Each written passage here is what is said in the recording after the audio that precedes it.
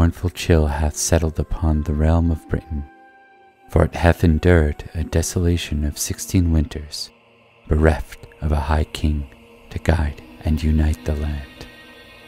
The Supreme Collegium, entrusted with the sacred duty to anoint a rightful sovereign, hath faltered in its solemn task, lamented the whispers among the people. The 9 surviving legates, their voices entangled in a web of protocol and precedence, hath failed to act.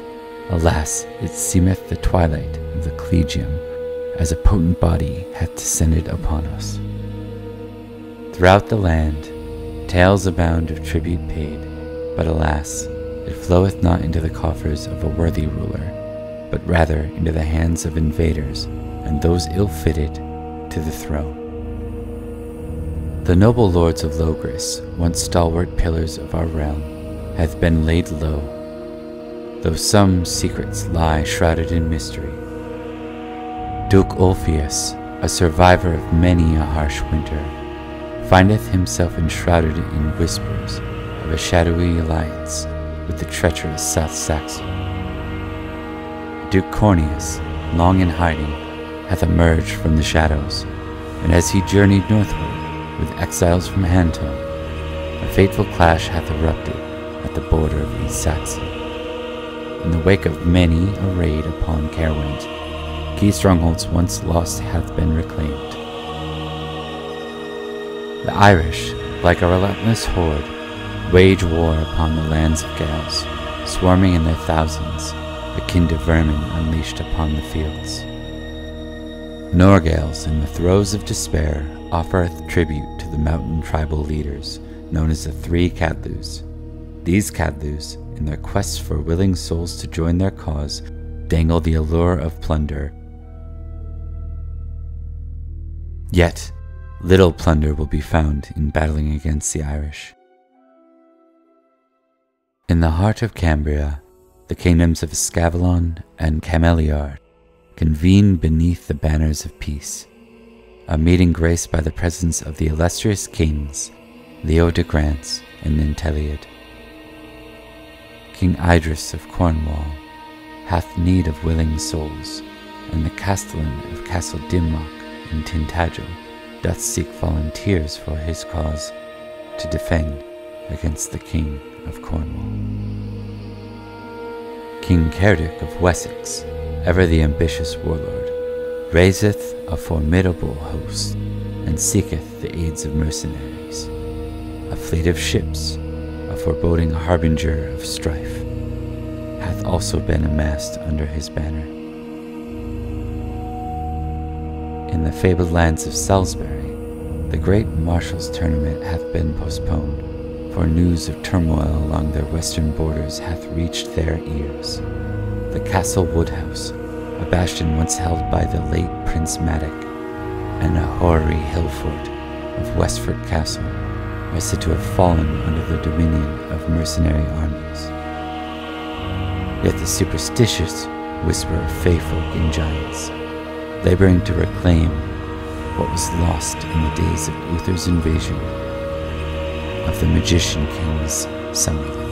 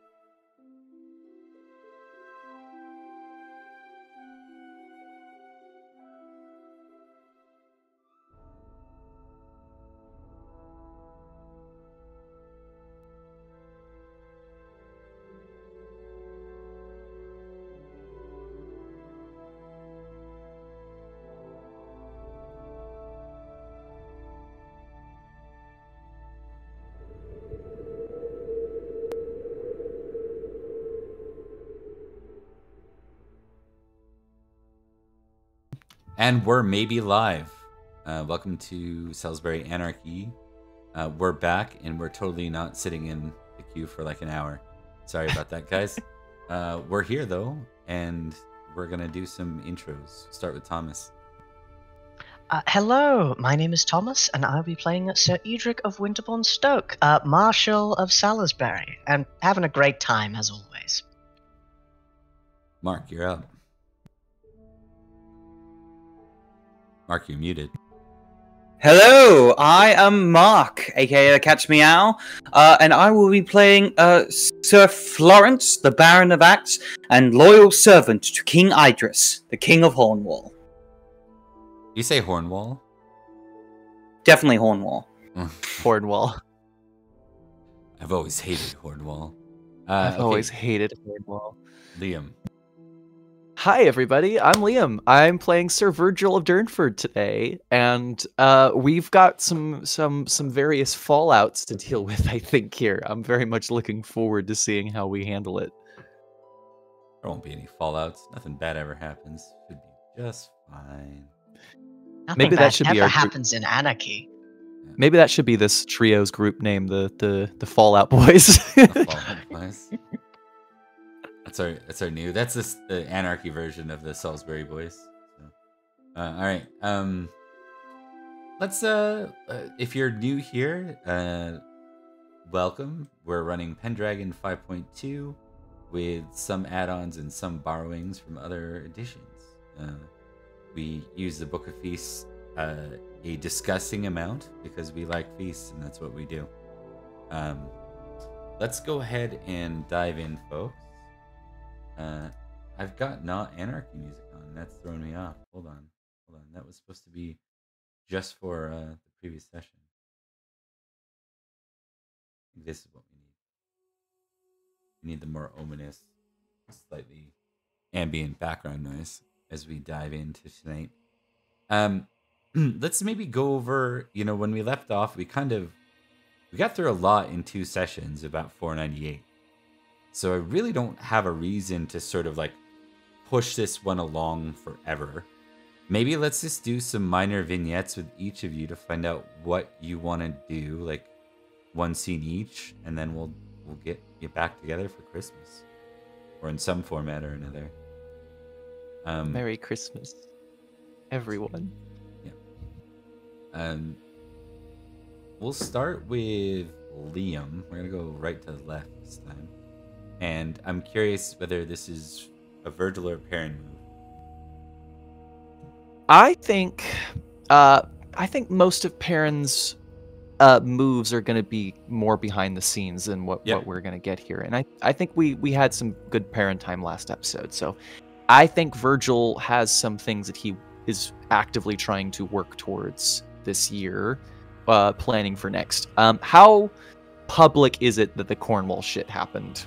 That Cornwall's been more or less annexed. Very public. You kind of confirmed 2, 3. We'll set these in the fall, okay? Just because we've kind of done some things. I'll allow for Virgil. I guess it could be sent earlier because Virgil has been off screen more than the other 2 have. But Yep. Still, fall's preference. 2 things. So, formal confirmation that the county of Devon, aka Ascalon, has been conquered by King Idris of Cornwall, and that the count, apparently he was bent the knee rather than be executed. Okay, so that's part 1. Part 2 is the county of Huntland has formally paid homage to the King of Essex. Okay, well, that's good to know. All right. Virgil has a couple things he wants to start accomplishing. First of all, he wants to start making sure that Salisbury is prepared for war. Borders need to be secured, especially on the Cornwall side. So I think he's going to ride along all of the castles that are on our southwestern side, and make sure that they are garrisoned properly, that we've got proper supply lines running between Sarum and the outposts and things. And I think he's also going to try to work to make sure that we have plenty of warning. So I know we had a couple of outpost manners out in Camelot Forest. I think he's going to start lobbying for us constructing a few outposts further towards Cornwall so that we have writers to let us know long before there is an army coming, especially since we're kind of flying blind right now. You have some good news here. Plenty of room for warning. I'm moving over to the camera scene. I'll move you guys over, I'm moving over to like the group scene. I'll move you over to another map. So I'm going to show you something here. All right. So the good news is, here is the county that was just conquered. Right? Yes. Okay. Down here is where you guys just took Merlin. There is no direct way for an army to march on Salisbury unless they come through Summerland or they come through the county beneath you guys. Okay. So they've still got a little ways to go. Yeah, they've still got a little bit of ways to go. They got to conquer Ghent, and then they would have to choose to either conquer another county, either Summerland or I forget the name of that one. Devon? No. Hold on, I got it here. And it's not they can't really blitz too. They'd have to pretty much conquer and then stop, refocus, reset up supply lines, and then they'd march again, probably later in the year, right? It'd be really dumb because they'd be putting themselves at a potential risk of Summerland or Dorset is the name of the other county, fielding an army at their back, right? So it'd be like kind of a dumb move to do. Could it be done? Potentially, but I think it's putting a lot of weight on Salisbury. I mean, Salisbury it's produced a lot of heroic knights, but it's not a major force right now. As hard as that is for the ego, you know? Like, it's not... It is from, like, if you were knights from London, you'd be like, oh, that backwater county of Salisbury? That's sort of how it's seen, right? In this area. Yeah, that makes sense. But either way, if the King of Cornwall wants to expand further, he does have to cross through us or Summerland. And if I were him, if Virgil were him, he'd want to probably pick what looked like the easiest of the two targets. So I think Virgil wants to make sure that it's not an easy target for him, if that makes sense. Right. Yep, got it. There's another matter as you're riding through most of the castles, and that is that there needs to be, and I think we're going to have to do it on stream tonight, boys, because we really need to figure it out, but we need to know who... Maybe we can do it with Ellen in like a scene. That might be the funnest way to do it, with the three of you and Ellen and other NPCs, but we need to land who are going to be the castellans of each of the castles of Salisbury. So with that role, I'll give you the following here, Liam. Or with that idea in mind. I might call for a roll, but start with ideas first. I love rolls, except for when I lose them, in which case I no longer like rolls. At which they suck. One sec. Okay. So, just want to find...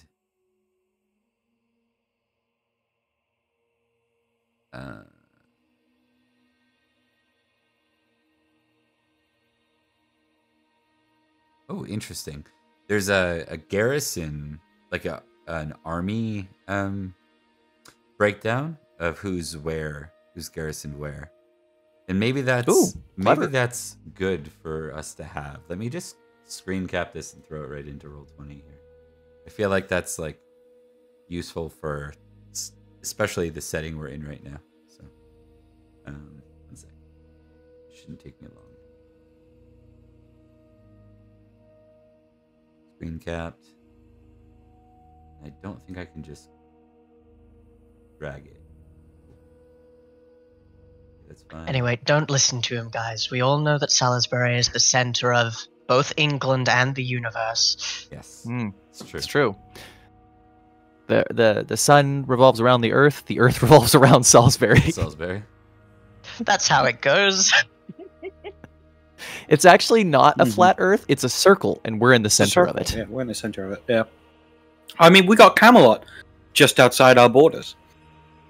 Probably. In a different county. Yeah, I love that. Camelot's ours, kinda, from a certain point of view. Look at it a certain way. Yeah. Okay. There we go. From a certain point of view. So this is the breakdown of what the garrison generally looks like.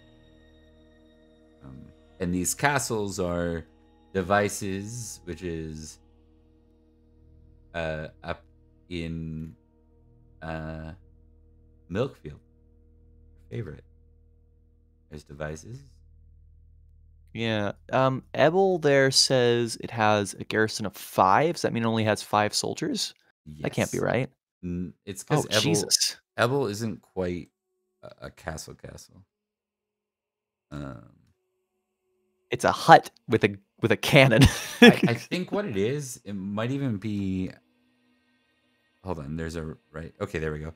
Ebel Castle. This is an old Mott and Bailey castle, made mostly of wood, but still serviceable in defense. So it's like not very well manned because it's an old pagan hill fort, basically. Does that make sense? Yes, it does make sense. Okay. So I'm looking at this right now. Vagan is the other big castle that's kind of in that area.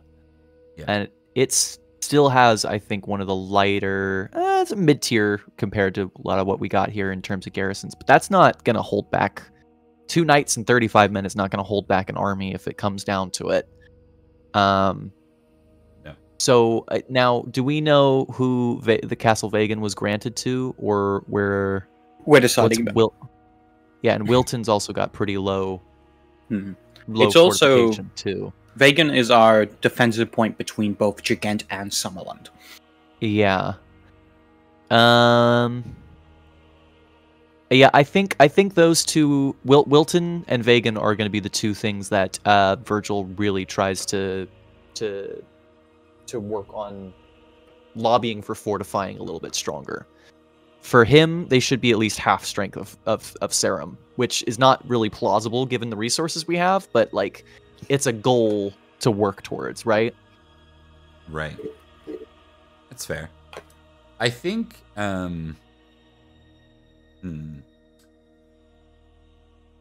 definitely a goal to work toward.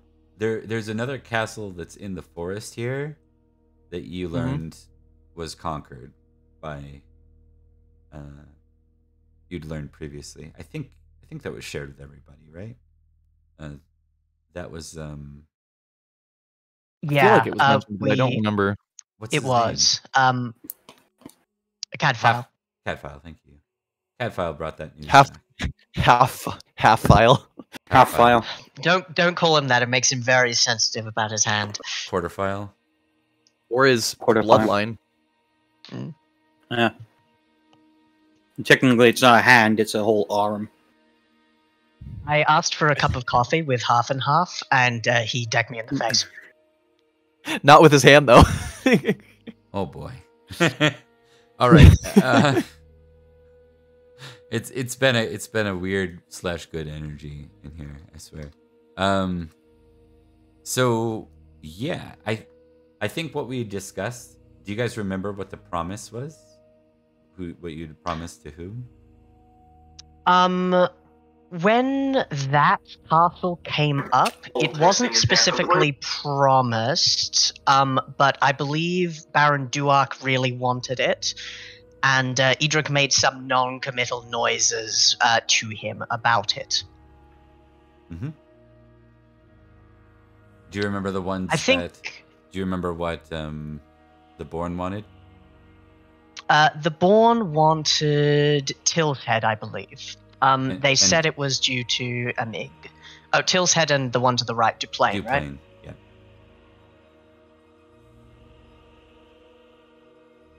So I think, Liam, for that point too, if you're looking you're looking primarily at Vagon and Wilton, right? Are your two big concerns? Which makes sense. Yes. Or Ebel as well, but also Wilton. I mean, I think that's definitely the priority. Just for one bit of clarification's sake too, I think Virgil in general thinks that Salisbury is really weak, and it's surrounded by people who could potentially be enemies. I mean, we've got the traders up to the northwest or the northeast that have now made an alliance with the Saxons, and then Sussex beneath us, which is not going to attack us probably, and then we've also got Cornwall encroaching, and Salisbury and Summerlin hates us anyway. So I think in general he's like, we need to be way more hard than we are right now. Heyo. But yeah, definitely priority is the encroaching threat of Cockland. What's it called? What game are you playing? Cornwall. There we go. Okay, first it was Hornwall, then it was Cockland. I think you guys need to get your heads in the games. It's been a long day, all right? I'm sorry. Anyway, we will fight against the foreign invaders of Cockball. Yeah, it's almost where we got to. All right, Liam, give me an intrigue, a diplomacy, and a battle test. All right, all things that Virgil is famously excellent at. Diplomacy, here we go. Can I impassion for this, for the love of God? You can impassion one of the three. I'm not gonna impassion any of them. It's not worth it. It's not worth it. That could have been worse. Could have been a 6. Could have been a 6. Oh, hell yeah! Hey! That is 4 glory to you, my buddy, sir. my pal. That's what you need. I'm rolling in it. Rolling in the glory. Oh, look at that. Ah, yes! Virgil's a fucking god. Damn. Okay, so there's a couple of things you realize as you're kind of prepping these things over the map. It will help. You can't make any of these moves until you get Ebel, Wilton, and Vagon a friggin' Castellan. Or at least Wilton and Vagon. Ebel's kind of a throwaway at the moment with 5 garrison humans and a knight. Like, woo, 5 lowborn soldiers and a knight. You also realize that some of the politics around these lands mean that people are only likely to garrison and take these orders, one, if they come from a marshal or the countess, or 2, I guess effectively, like if it's within their lands, right? So you could persuade someone like the Bourne to populate Duplain quite easily. But getting them to go populate something on the other side of the Salisbury that they don't have a vested interest in, they might balk at a little bit. So those are some of the pieces. The other challenge that you have is that you don't have a lot of knights. You just don't have a ton of knights, right? That's why Roderick was trying to get us to have babies. Yep, and that was before your whole upper echelon got poisoned and everyone ended up in war. So, let me ask you this then, and this I think this can be the last thing before we move on to the next person here. Sure. Yep.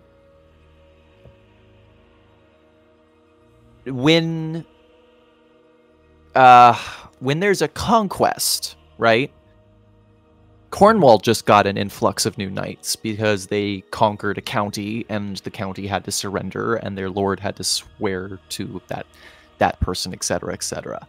Now, they at least have some air of legitimacy with Cornwall kind of having a king, but we all know that was because it was under threat of death in a lot of ways.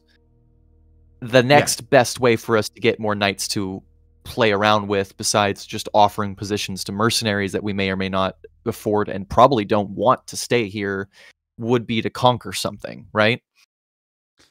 That's one way. Yeah, I think so. You pass tests.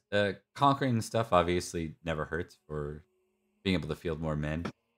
Um, if you're just simply looking to have more people called knights, there's an entire cast of people that have gone through. There are cavalrymen, The esquires, Yeah. or the esquires who just never made it to the rank, and then there's the cavalrymen, the sergeants who just never,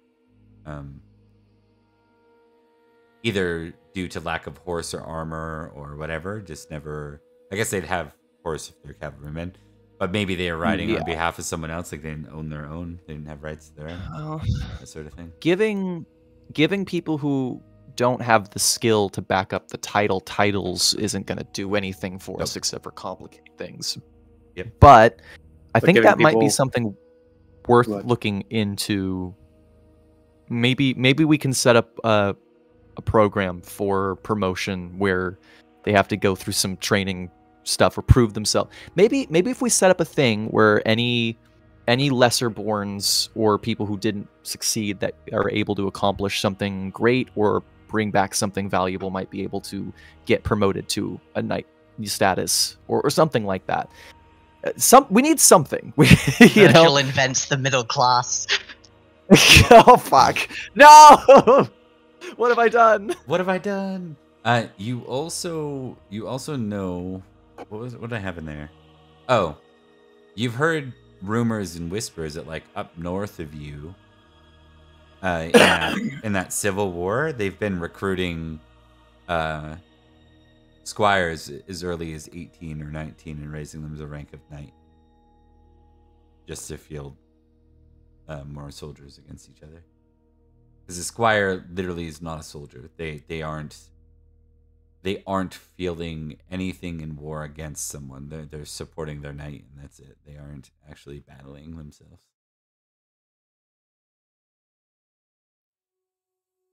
Okay, well, that's something. It's a baseline, I think, to start building off of. So that's good for me. All right. And I think we will populate these castles by tonight, because I think we ought to, but maybe we'll do that in a little bit of a scene as we move into winter and stuff. So we'll parking lot that for a minute. We'll go to Mark. Mark, it is your go. Do you want this as Rodri, or do you want this as Florence? It's a good question. I think we already explored most of what Florence is doing. The only other thing he'd be doing is securing the belief that he is loyal to King Idris. How are you navigating that in your own homeland, or are you staying in Cornwall? And how are you? He'd be like I think people know that Axe is in the county that fell. So how are you navigating that for Salisbury? It's a good question. Well, the king did give me something to do, but I think he'll do that at the next feast. That's when he'll show up and like start plotting to bring some of the Salisbury Knights to join King Idris in the conquest of Gigant. Or, in reality, seeing who the dissenters are and then bringing them under one banner. Okay. I guess he can spend his time doing that. Yeah, what are you in, like, where, I guess? Be more specific. Yeah. In that case, it would probably be... Yeah, in that case, he's probably going to be in Salisbury. So Florence is in Salisbury looking for dissenters? Essentially, he's going around acting as the... Liaison to Idris? Liaison to Idris, going around to each of the homes and meeting with the knights that are willing to and offering them a chance to gain some glory and lots of wealth by joining King Idris in his conquest of Gigant and seeing who is interested. All right. A very informal, private, and also kind of sneaky behind the scenes thing. Wait, sorry, I'm just gonna get you to run that by me one last time, just so I make sure I understand. Sure thing. 'Cause again, I'm gonna assign some skills, so I need to think about it as I'm assigning Yep. skills. So All right, what then. what is your direct sort of activity? How are you approaching this, Florence? Florence is going around the county of Salisbury, meeting with each of the lords of the small houses. I don't know how to word that better. There's probably a better wording for Vassal it. Knights? Vassal knights, and attempting to seek if they are willing to join King Idris in his conquest of Gigant for money and glory. And he is doing this behind the backs of, I guess it would be the Countess and Edric. Oh boy. Give me a diplomacy and an intrigue. And let me think of the third one here. Start with those two. Sure thing. Diplomacy, I am going to call upon my hospitality. Okay.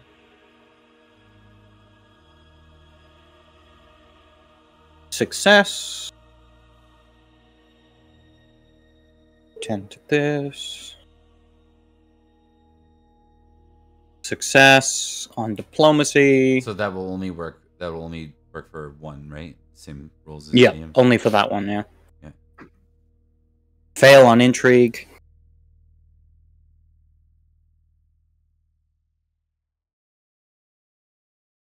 Okay. Oh my god, I just looked at the diplomacy one. It would have been a crit if I didn't.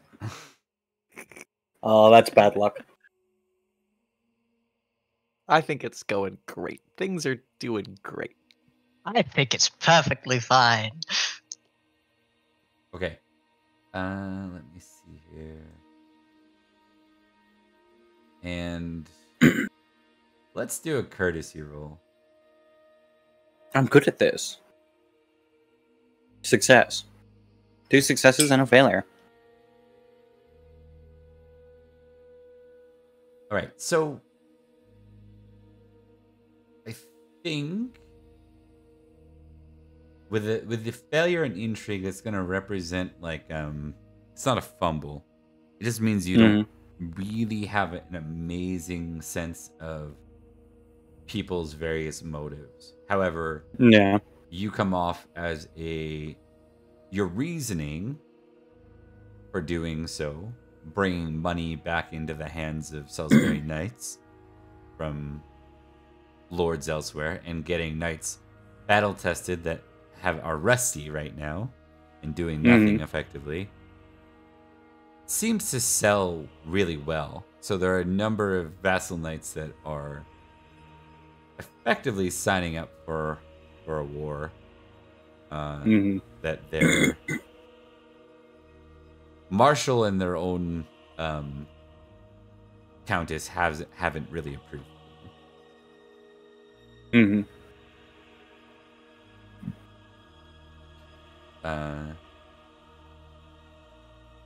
You will get some that I think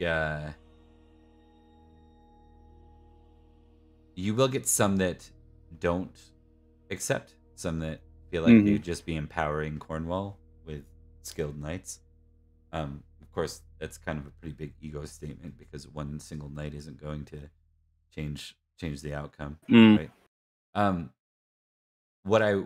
Okay, yeah, and that's about it. Is there anyone in particular you're targeting for this? Yeah, Anyone sure. Saloof. Attaboy! Luke Attaboy! actually, he declines. He's one of the ones that declines. Unfortunate. Fuck off, man. He's too Die smart in for me. a foreign war, you bastard. Let's see. Anyone specific? There's no one that comes to mind immediately. Okay, sounds good. Loof again. Loof again. No. I think one of the ones that says yes to this is Sir Huel. Mostly, you learn with him, it's mostly a motive to get his heirs and his kin up to speed. A lot of them have been knighted, and other than a attorney, have no actual battle skill, which is the other thing. The other big issue I think you all know is like we have a bunch of knights. When you guys were knights, like every year there was a battle. That hasn't been the case so far for you guys, and that's a smart survival tactic, but it sure sucks for training your knights in the arts of war. Exactly. Right? Yeah. In my defense, I keep trying, but my countess is too good at making peace. That is true. He keeps trying to get us in a war. Yeah. Right. Oh, and as a note, a kind of behind the scenes thing we see through like a small shot, we'd see one of Florence's performers he has hired as his spies, sending a missive to Edric's spies, informing them of what Florence has been up to. Kind of show that they're collaborating. Understood. And I will say that like from an honor perspective, just the above the table thing, if you, because you hold lands in Cornwall, owing fealty to a foreign king isn't necessarily considered dishonorable. Yeah. But if you should get to the point where you are conflicted between my two loyalties. Yeah. If your loyalties conflict between the two, it'll be dishonorable to attack or in any way sort of harm your first oath, your vow, your knighted. Yep. Right. So I can't remember what they call that, but there's like in Pendragon, there's like they anticipate this being a real thing that people are going to run into. There's that description of like you owe your. Technically, you're helping Idris with his homage, his conquering, his right to conquer parts of lands. But your fealty should actually be to Countess Ellen, or actually her son Robert. Okay. Yeah, I mean it's a whole complicated thing because Florence is a baron of a foreign land that has been conquered. It's complicated, but honor-wise, it doesn't get that complicated. Like it basically comes down to it's a black and white. That's what fealty. Yeah, exactly. Yeah. Right. So. Yeah, no, that makes sense.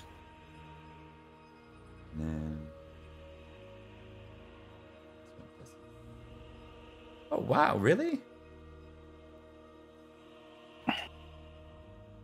Yeah, I guess so.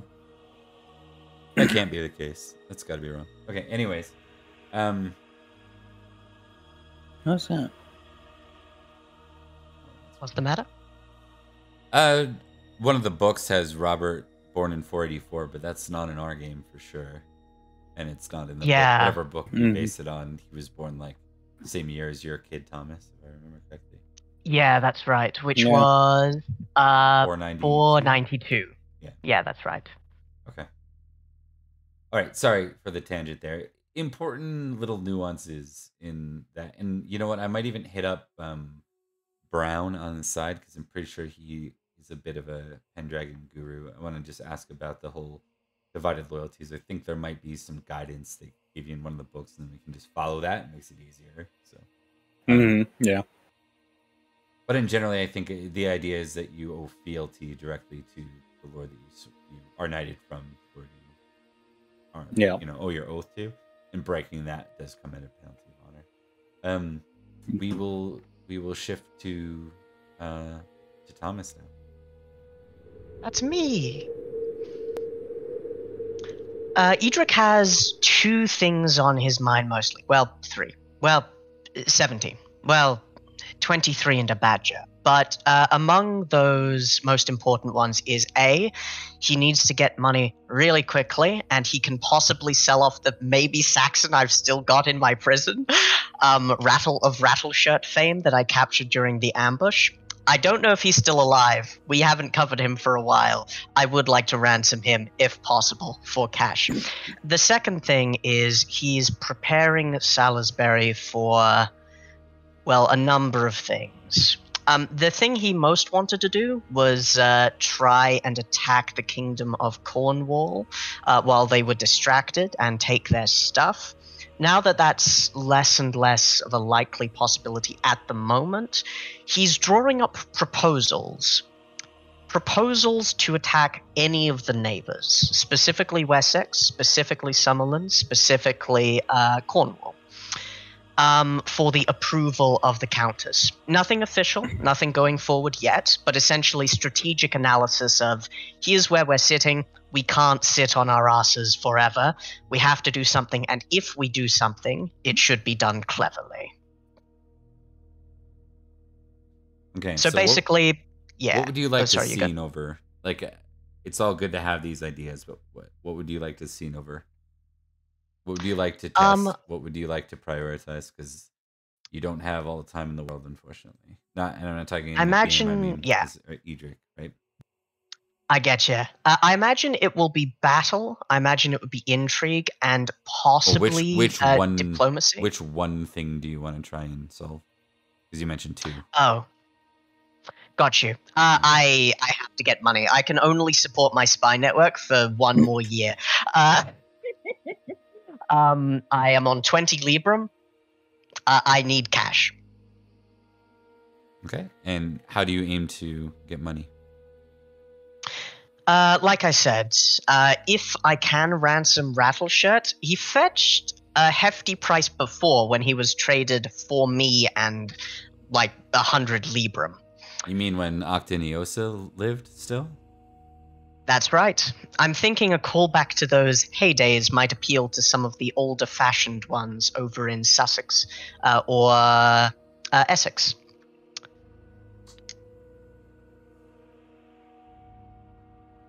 Who are you going to reach out to? How are you going to possibly... one of the Aethelings, I imagine, because they've been coming to ask for tribute. I think Edric will reach out feelers if possible. Which one? Sled is from Essex, yes? Yep. It will be him. Okay.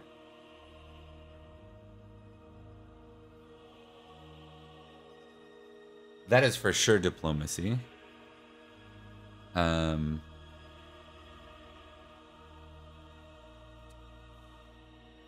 boy, I'm gonna give you a toughie one, but it has a high reward, low risk. But you're gonna have. I'm gonna give you diplomacy, courtesy, and clerk. Look, I've got clerk, but not much of it. Yeah. Okay. I would like to impassion my clerk, if I may. None of the things that you have asked for me were incredibly good, but that's by far the worst. What are you impassioning with?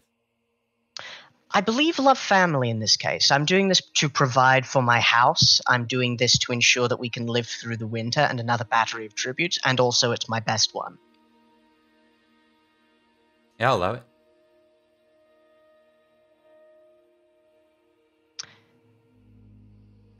I've been working on the railroad. Yes, working on it. Success. Okay. It would have been a success otherwise.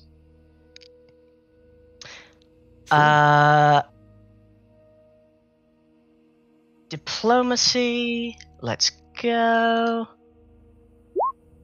Failure on diplomacy. A bare one. What? Edric failed diplomacy? He's always... How many times did you threaten the Saxon while you were offering the trade? Let's see how the courtesy goes, though. That'll tell us whether you threatened the Saxon or not. Yep. Oh, look sure at those! did. Look at those failures. It's so close. It's so close. But yes, I think Edric is.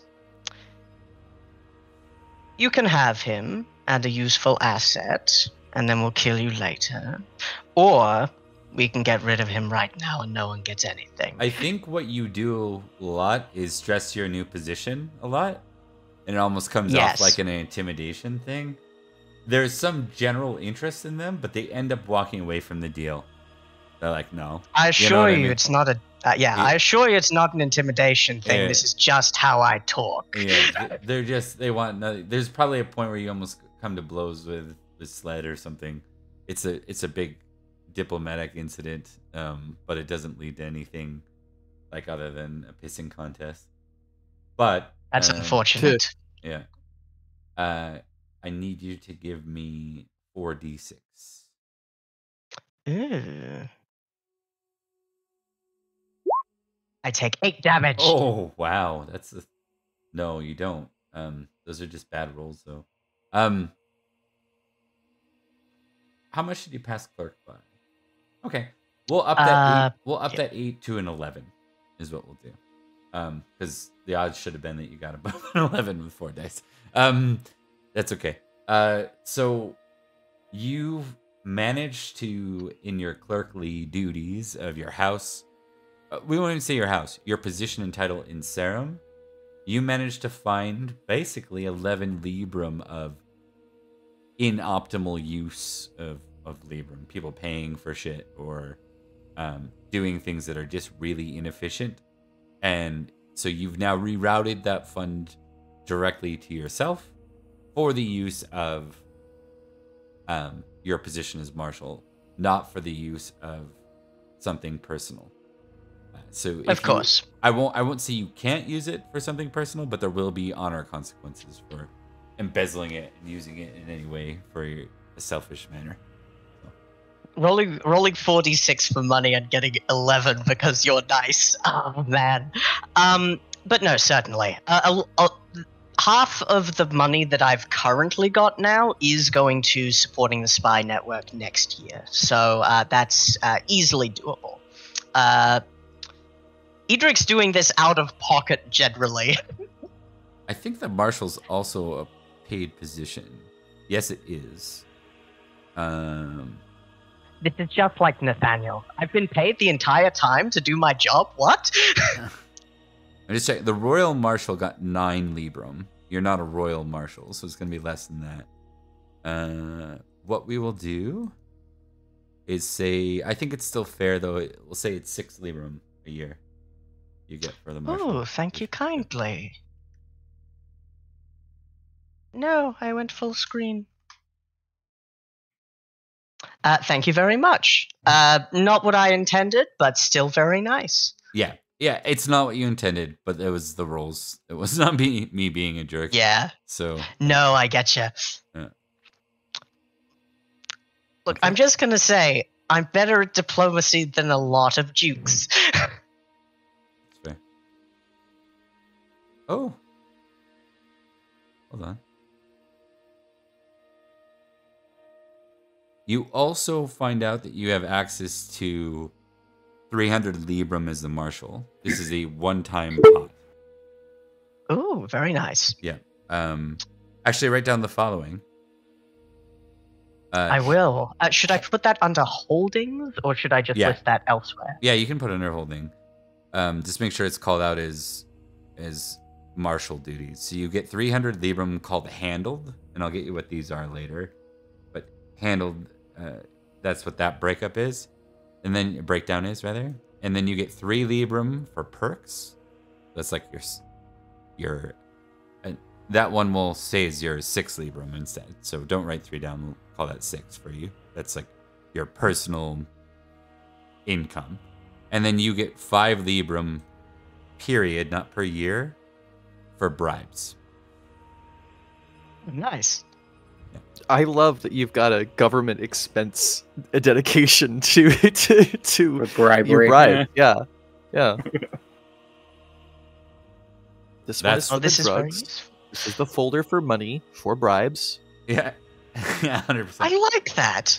We should do a version of Parks and Recreation in the Pendragon setting, where we play like the marshals, government, just the marshals, clerks. Just fucking.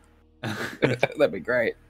I do love the trope of like extremely mundane office drama of people doing a boring bureaucracy job that just so happens to be connected to something extremely dangerous. Like yeah. that's something It's like that I will never it's like get working a tired of. corporate job in like the Shadowrun universe. Exactly, Yes. exactly. Like I love that shit. I think I just want to have a moment of appreciation. I think Edric, he's had to get into stewardship a lot because all of his stewards keep dying, one reason or another. And it's only recently that his brother has taken over that duty. I think he's very happy with the organization of the Marshal's discretionary fund. I think he sees a pouch for bribes and he goes, huh, that's pretty cool. That's very thoughtful of them. Nice work. I like how they organized this. All right. And But yes, that's me. with that, we're going to go ahead and go to a very short break. I'm just going to go check in with my kids. And I'm going to try to set up a little initiative thing for the upcoming feast here in the meantime. So we'll be back in a few minutes, and we'll see you then.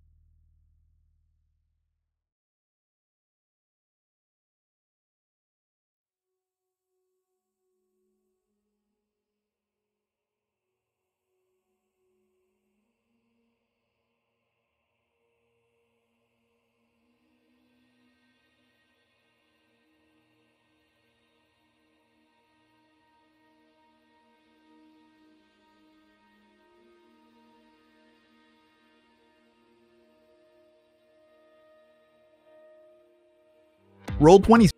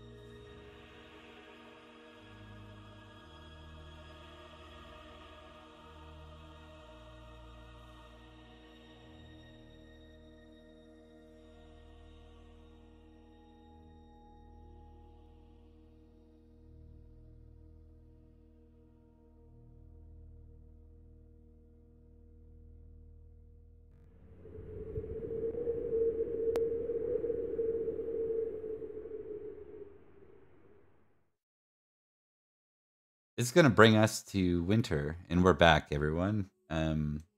We did not set up the timer. However, I'm gonna track time anyways. We're gonna do, rather than 5 minutes, we're gonna do 8 minutes. 8 minutes from the point we say it's this person's turn, the point it's over, and we are going to still add people to an initiative tracker. I think I can do this. Is Florence wintering in Salisbury this year? He is, in this case. All right. I think I can do this way. Let me see. Turn order. And there we go. Look at that. Do it that way. It just won't do the countdown. So let's do some app tests, folks. Come on, for Edric. For me, I'm going to attempt my valet. He succeeds, so I get a +1 to this, I think. Bob, do you remember what the rule was for Oh. Oh. We're fine. We're fine. Would you like to borrow my valet, Thomas? You must have need last feast too. No, last feast I rolled a failure. This is a fumble. It got worse. I would, in a way, like to borrow your valet. I fear that if I touch him, he'll die of consumption. Wait, so don't you get again? Yeah, you get a retest for being. I do, and if I get. No, wait, that's right. You said that I had like an advantage kind of thing. Yeah. But before I roll that, because of that fumble, I have to roll again, and whatever I get is one lower. I'm gonna roll that before I roll the thing, which the retest. The advantage. Okay, so I would have been on the fucking floor. Now, it's not out of the realm of possibility that happens again. This is my advantage roll. If you fumble again, it's gonna be fucking... Okay. Christ, it shouldn't be this hard. 16 is not low. I think we'll point someone out to me. I'll solve the problem. Yeah, it seems they did mess it up, but obviously they course correct it for Edric, but they just straight up got it wrong the first time. So, who's this Edric fella? I don't know. It's probably fine. Oh shit, he's the marshal? Oh god, again? Has my name been erased from all records of this kingdom? Normally I would be happy, but now I am annoyed. See, they read Marshall first, and they were like, I don't know anyone by that name. Let's put him on the floor. Marshall Mathers? Yeah, I love his music. Quick question, Bob, and for anyone else that remember, what does Passion do exactly? Does it give me a +1, a +2? I think it definitely adds something to your app roll. Just one? No, okay. Does it give you the ability to spend Librum to up your thing, or does that happen automatically? No, you can do that anyway. Anyone can do that one. Anyone without a valet can spend Librum just to get a straight bonus on their roll.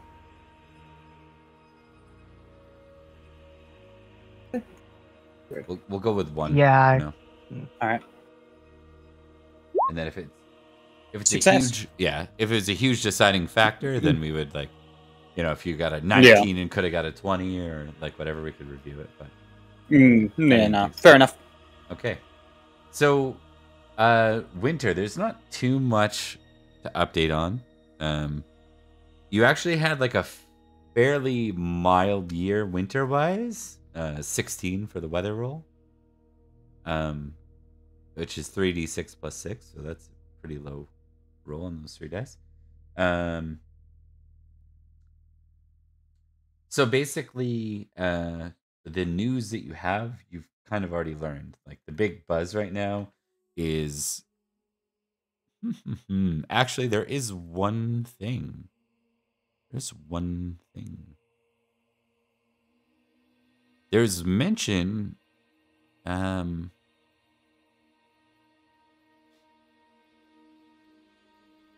Let me just make sure I got this right, because this might be a big deal. There's talk that Merlin left the island. He was seen in Dorset. And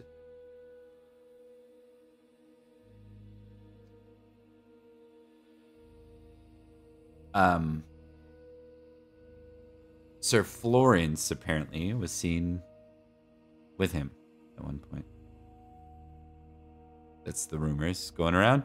Aside from that, there was also mention that, and so Liam, that's probably important for you because you're playing Virgil. Yep. So there's rumors that Florence was kicking around with Merlin. Obviously, then there's Devon being conquered by Idris and Huntland being taken, or Huntland paying homage to Essex. Top from that, it sounds like Wales is about to go into some kind of full-on civil war. You learn from Sir Elaine, who's been chilling here for the last little while, that King Nanteliad is his king. Nanteliad is seeking the title of High King. Another one. Which is funny to hear that now because he's been chilling here for about a year. So either he had a messenger or he knew that the whole time, and he's just letting you know now. It's pretty obvious. Like it was obvious from like peace talks from 5 or 6 years ago, when in the line that he said to us while we were there is, "Let all true-born sons of X, the previous High Kings," Yeah. and he was directly matrilineally related to them. Yeah. So the other thing, yeah. So there's that. There's the Irish, which are now formally under.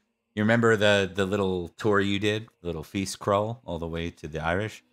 They're just like straight up allied with foreign Irishmen now, and they're like threatening to conquer because that new young king, Derek, doesn't have quite the clout that his father Canon did, or Canon. He's straight up like threatening to wage war and make everyone bend the knee to him. Is that the guy who I put on the throne? Yep. Right. Yep. It's not necessarily.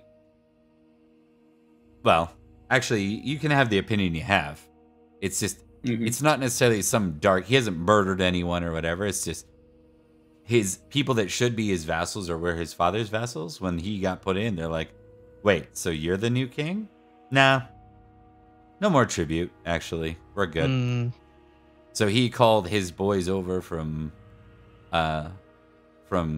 Leinster, other allies from King Anguish, and he's been giving them free rights to support him, and they get to claim their incomes through raiding and bounties, the same way Saxon raiders do on the other side. So that's what's going on. it's the bloody Irish again. Also, you remember Lamarck?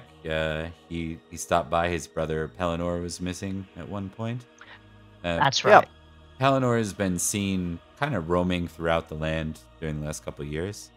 Hasn't really had any direct involvement with any courts.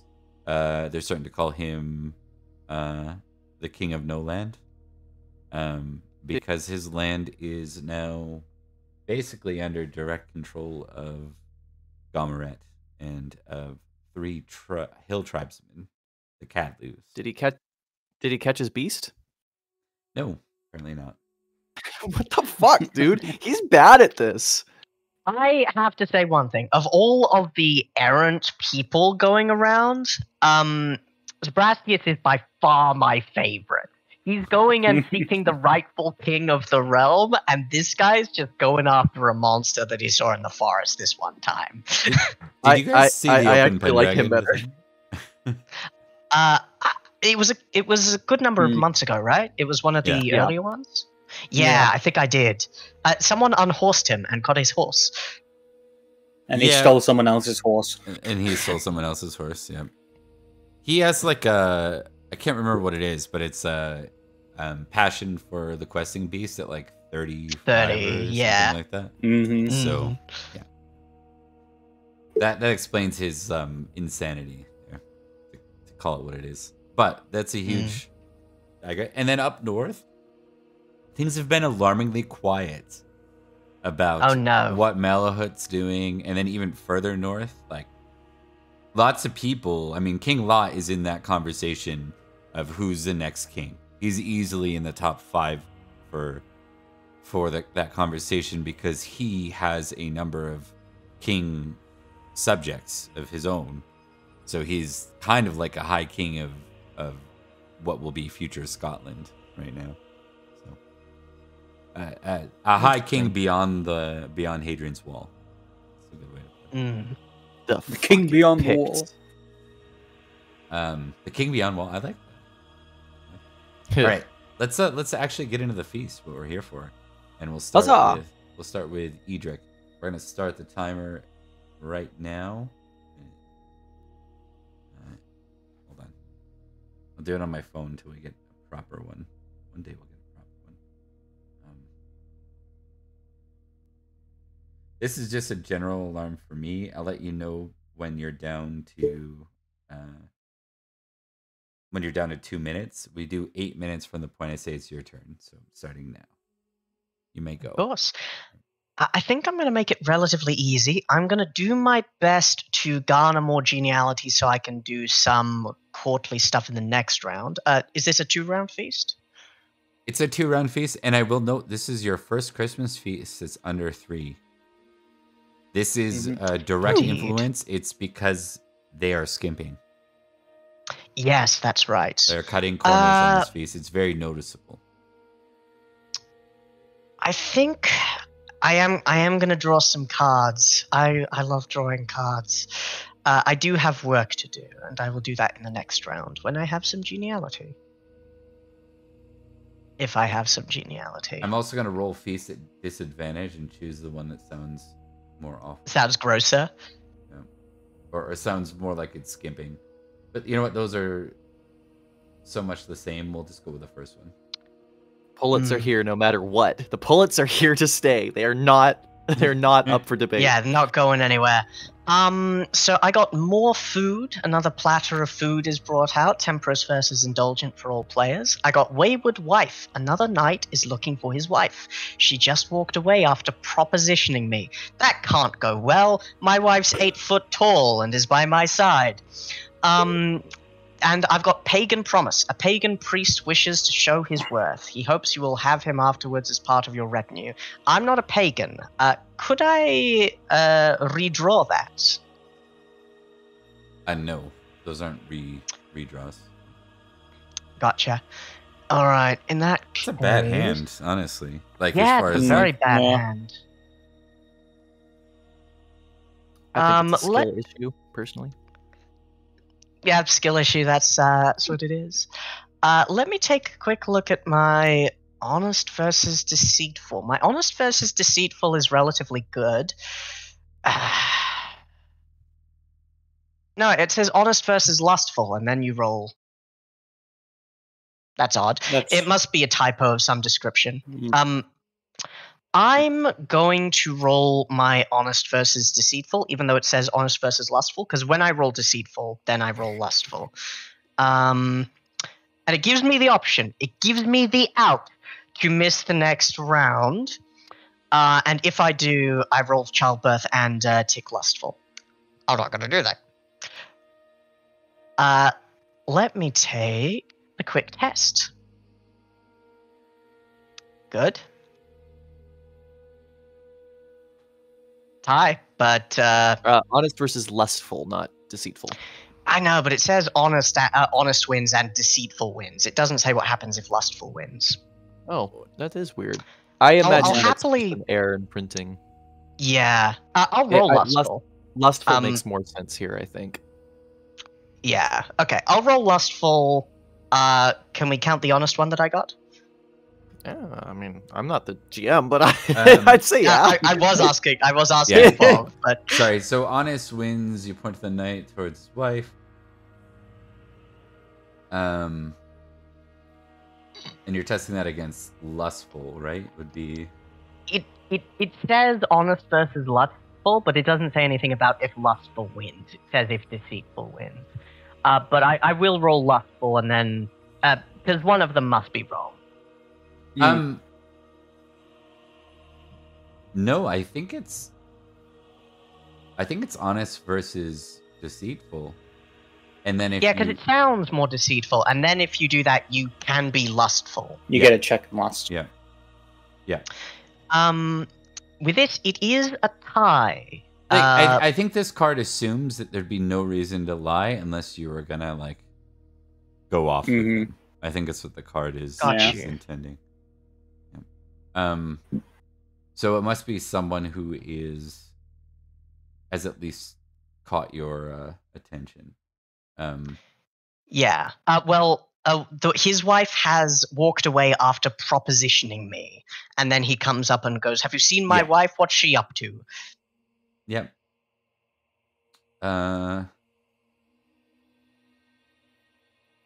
Okay. So do you want to retest honest versus deceitful? Since they tied? Yeah, I'll do that. All I need is to not succeed on deceitful. I really want to be honest here. No. Oh. Now the question is, do you want to change either of those outcomes? When you say change those outcomes, you get one a year. I don't know if you used it yet.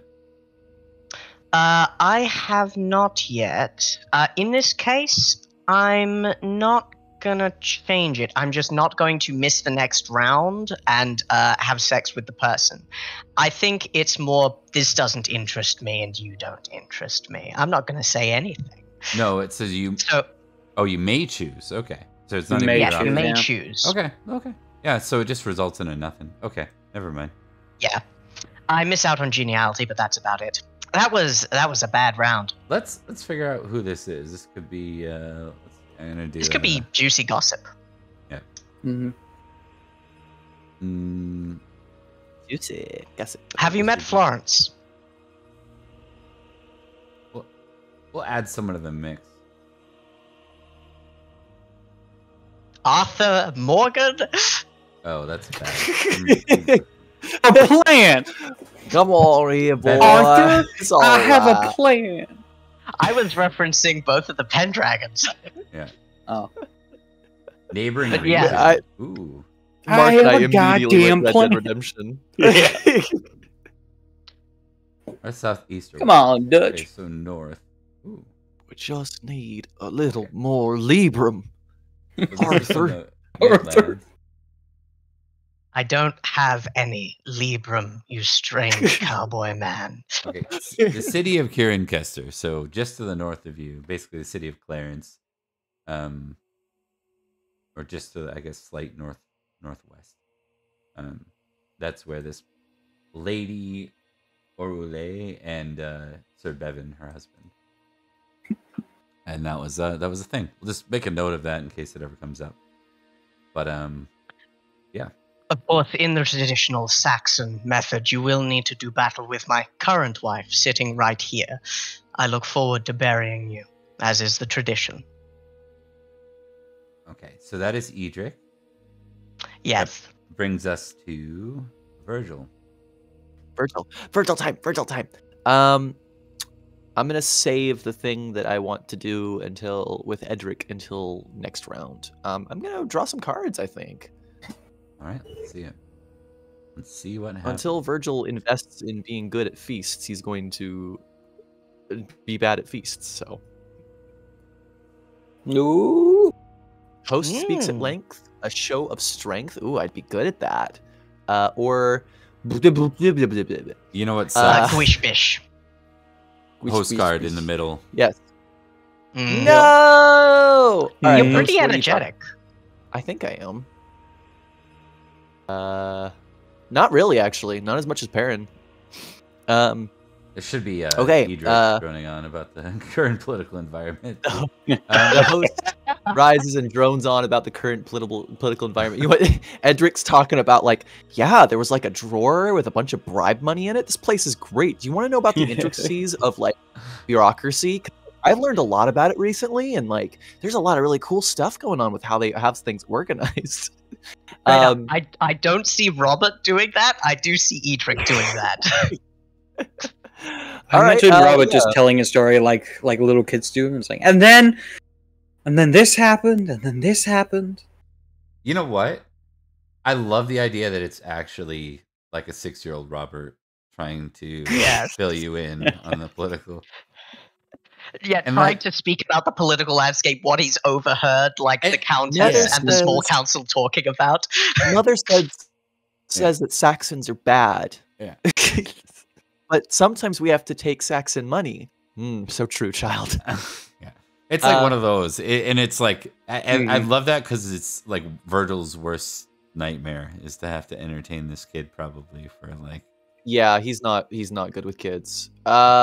Okay, well, I succeeded on both energetic and lazy. But energetic's higher. Energetic is higher, so it means I get to roll intrigue now. Which is a failure, so I get no benefits from this card. I listen carefully. Okay. Do not know what the fuck this kid is talking about. That's probably for the best. Edric, at some point he said, sometimes dogs are brown, and I just nodded. You can't deny that it's true. I think you're missing the point. I love it. Okay. That was a really short I love to be short and sweet, baby. Yeah, a short turn. Florence, your go. Let's go! Free cards.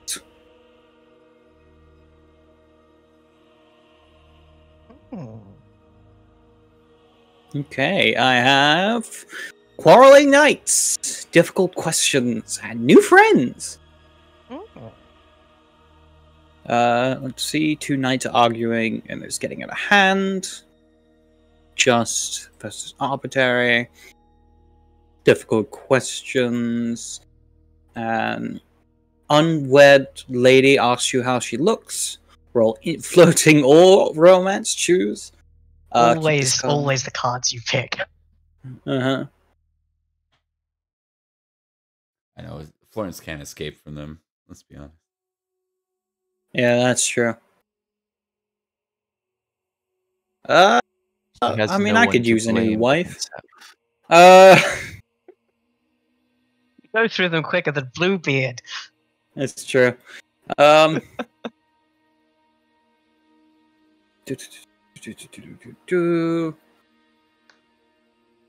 I'm gonna do difficult questions.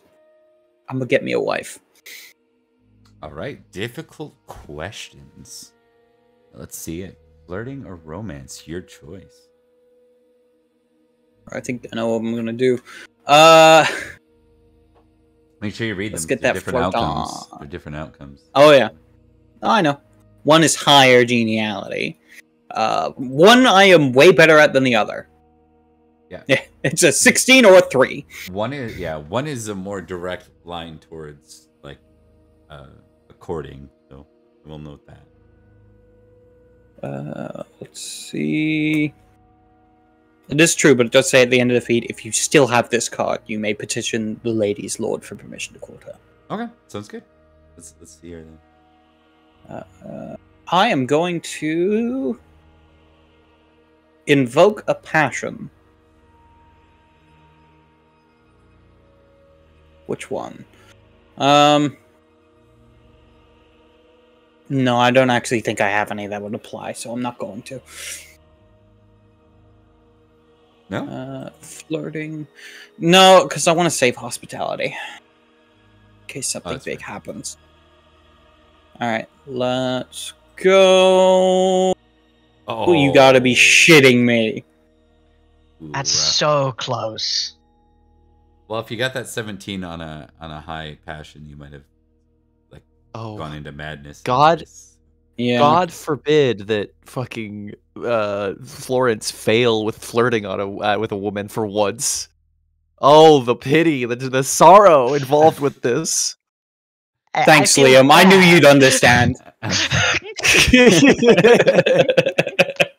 Yeah, I still get to keep the card. I just don't get anything.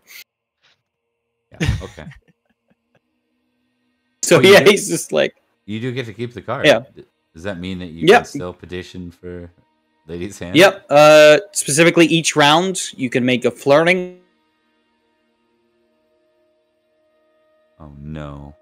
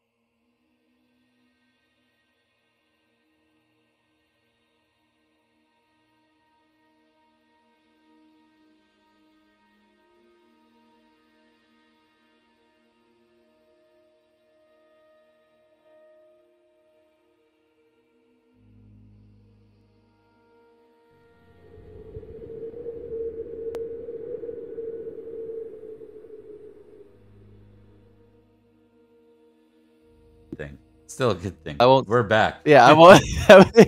Welcome back. Don't know what happened there. Discord decided to crap out, but we are back. And we're back. Florence, you are keeping that card. You're still getting 1 geniality, but otherwise, game over, man. Game over. Game over. Game over, man. Mediocre round for us. That was a really disappointing round, wasn't it? It was kind of like, oh.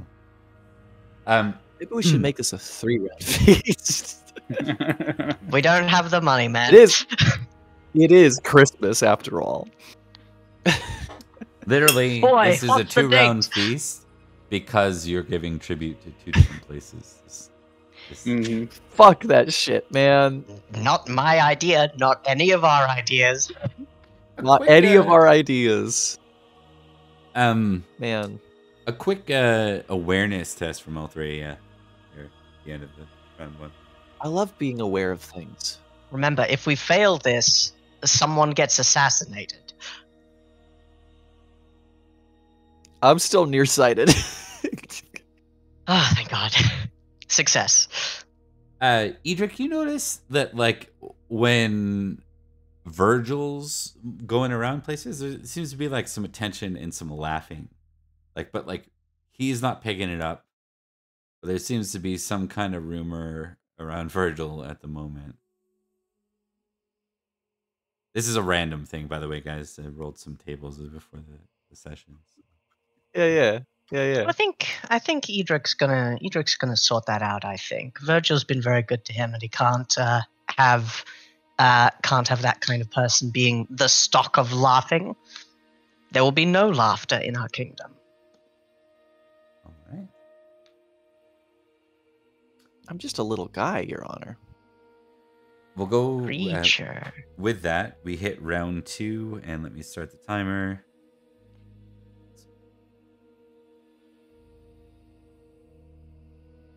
All right. There we go. You're live, Thomas. Round 2. I'm live. I'm a live wire. Psycho Killer, qu'est-ce que c'est? Edric is going to, I think, picking up on the mirth that surrounds Virgil as he goes about the place. I think Edric's going to investigate. As some of this laughter happens and it catches Edric's eye, I think he's going to excuse himself and his wife and table neighbors, and he's going to go to some of the laughing people. Okay. So, was it anyone in particular or just general? There were a few different groups that were laughing and such. One of them, let's pick someone that would be appropriate. Loof's like too easy. That's low hanging fruit. Too easy. We'll say Duak was one of them. I'm gonna have to deal with him eventually. Lady Violet would probably know, but I do think Edric will hunt Sir Duak and see what he has to say. Okay. So yes, Edric will make his way around the table, and as perhaps the laughter is drawing to a bit of a close and the conversation is changing, Edric will say, Sir Duak. Edric. I wondered if I might share in the joke. I beg your pardon? I've been noticing something. From your side of the table in particular, but not located entirely here. It seems that Sir Virgil is a figure of some mirth. What precisely is risible about his recent actions? Or anything about him, really? Intrigue roll. If it's anything other than the boils from last year, it's going to be very funny to me. Success on intrigue. He says, well, it seems your hound has gotten himself a bit of a reputation. Now, the question is the reputation true? It's comical, but is it true? Or is this someone's rumor mongering? And if it's rumor mongering, why didn't they choose a better option than that? What is the rumor? Well, there's some accounts that Sir Virgil is a...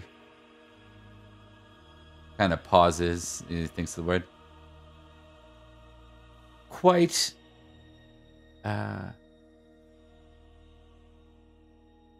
well, let's just say he's got a bit of a reputation as someone who's not terribly good with the ladies in bed. He's been married twice. That's not helping. I don't think I've been married yet. Oh, that's right. No, not yet. Yeah. The marriage hasn't actually happened. I think once and a half. Edric will say... Once and a half. Yeah, Edric says he has married and he does have children. I'm curious as to how those rumors might have been started.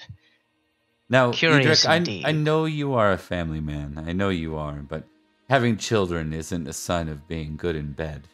I'd hope you would know that above all. Is he childless? What? No, that's me, Thomas, asking, is Sir Duak childless? Does he have kids? No, he doesn't. He is famously unmarried.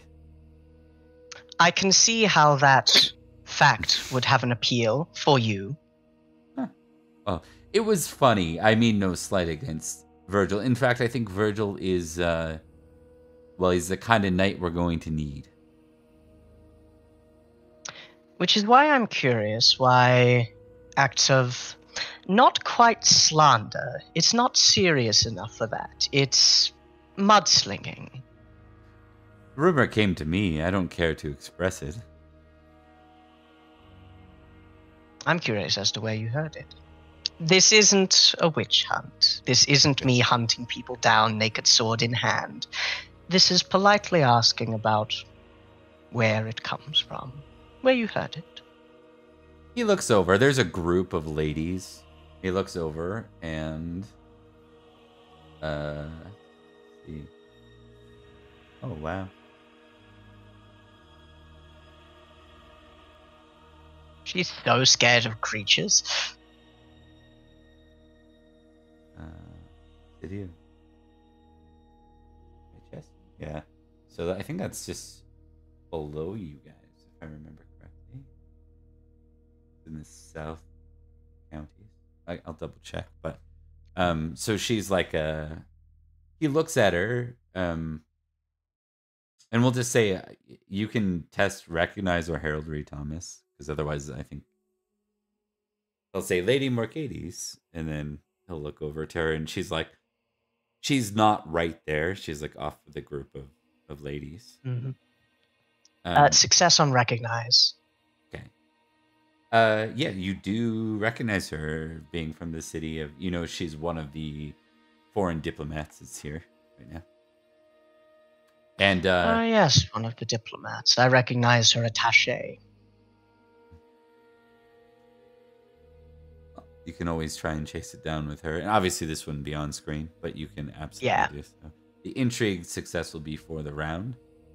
What you find out is it's a webbed rumor. It's like started, the people that are here, like people are just gossiping now, but that wasn't, these people aren't the one, you would have to spend some time like trying to chase down the source, if that makes sense, of the string.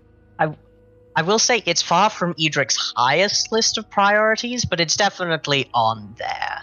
He knows what it's like to be the subject of a rumor campaign, which is more infantile than anything else. Yes, yeah. And he doesn't wish that on anyone. Yeah. But yeah, if there's anyone who's got the energy and pedantry to hunt down like a he said that he said that he said that she said kind of thing, it's Edric. Yeah. But that's for later. Okay. Thank you, Sir Duak. Yeah. And sorry, these are just to clarify too. This isn't me necessarily pulling something out of thin air. This is me using some tables and tables. So, Edric, that's 2 that round. And yeah, that's right. That is the end of your turn. The one's a little more nuanced, but we still got it done in 8. So we go to Liam next. Yeah. Liam, it is Virgil's for Liam. Now, what would I have to do if I wanted to? Would it be an action of any kind to talk to Edric and ask a favor of him? Because I feel like I should make a roll of some kind for the geniality, but I have a feeling Edric's going to agree to this no matter how I put it. So, yeah. Why don't we say you're doing some kind of request to him? Is that correct? Like you're asking a favor? Pretty much, yeah. Why don't you test courtesy? Does that make sense? I can do that. Yeah, we'll get you to test sure. courtesy. It's kind of admittedly, it's kind of an intriguey thing to ask, but he's asking Edric so that he doesn't have to do an intrigue. So right, like, and I think courtesy could work. Yeah. Is that lower than intrigue? I'm not trying to short you. No, courtesy is 10, so I'm much better at being courteous than I am at fucking with the court shit. And you have a ticket intrigue you don't with courtesy, right? Correct. So all the more reason. Let's test courtesy then. Okay. Still fail, so I'll ask him, but I won't get the geniality or whatever. Yeah, just ask him and maybe make it like a little more rash, I guess, in your the way you depict it as well, right? Yeah, I think I know. I think I know how to do it. I think Virgil finds Edric sitting near the salt and goes, "The hell are you doing down here?" Assigned seatings are complicated, or so I'm told. I have no objection. Again, we'll see if it continues next year. If it does, I'll have some pointed questions to ask the organizers. But it's of no matter. How can I help? I have a favor to ask you. Of course. I've been looking into things. The castle in the north, the one that's controlled by Sir Leaf, it's contested grounds. And as far as I'm aware, Sir Leaf is playing the field. Before we continue this conversation, is it the kind of thing that should be done in a populated room? I'd rather people know about it. Very well. Speak your piece. It's... You know these things more than I do.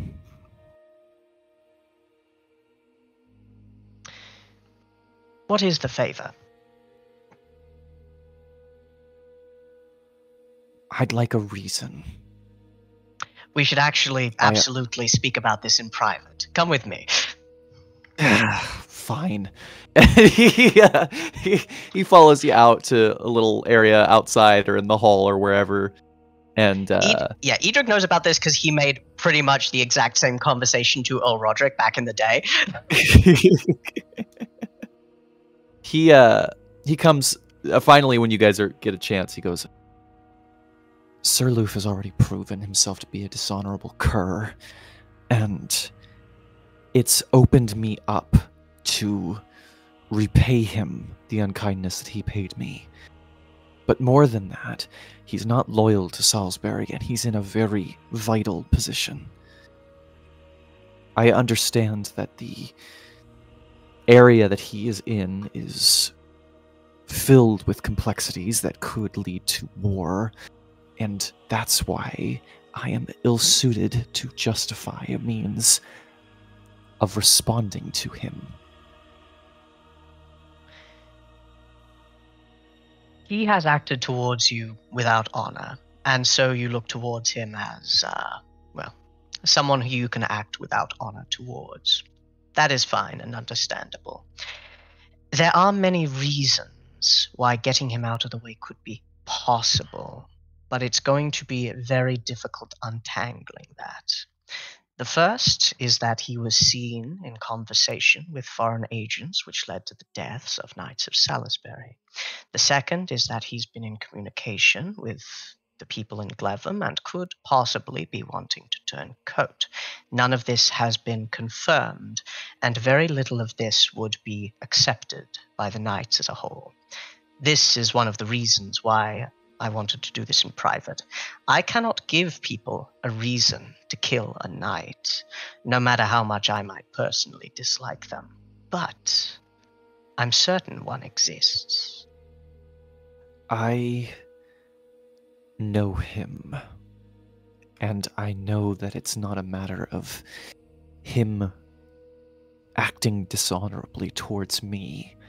He is dishonorable. He's self-serving, and he looks only to his own purpose.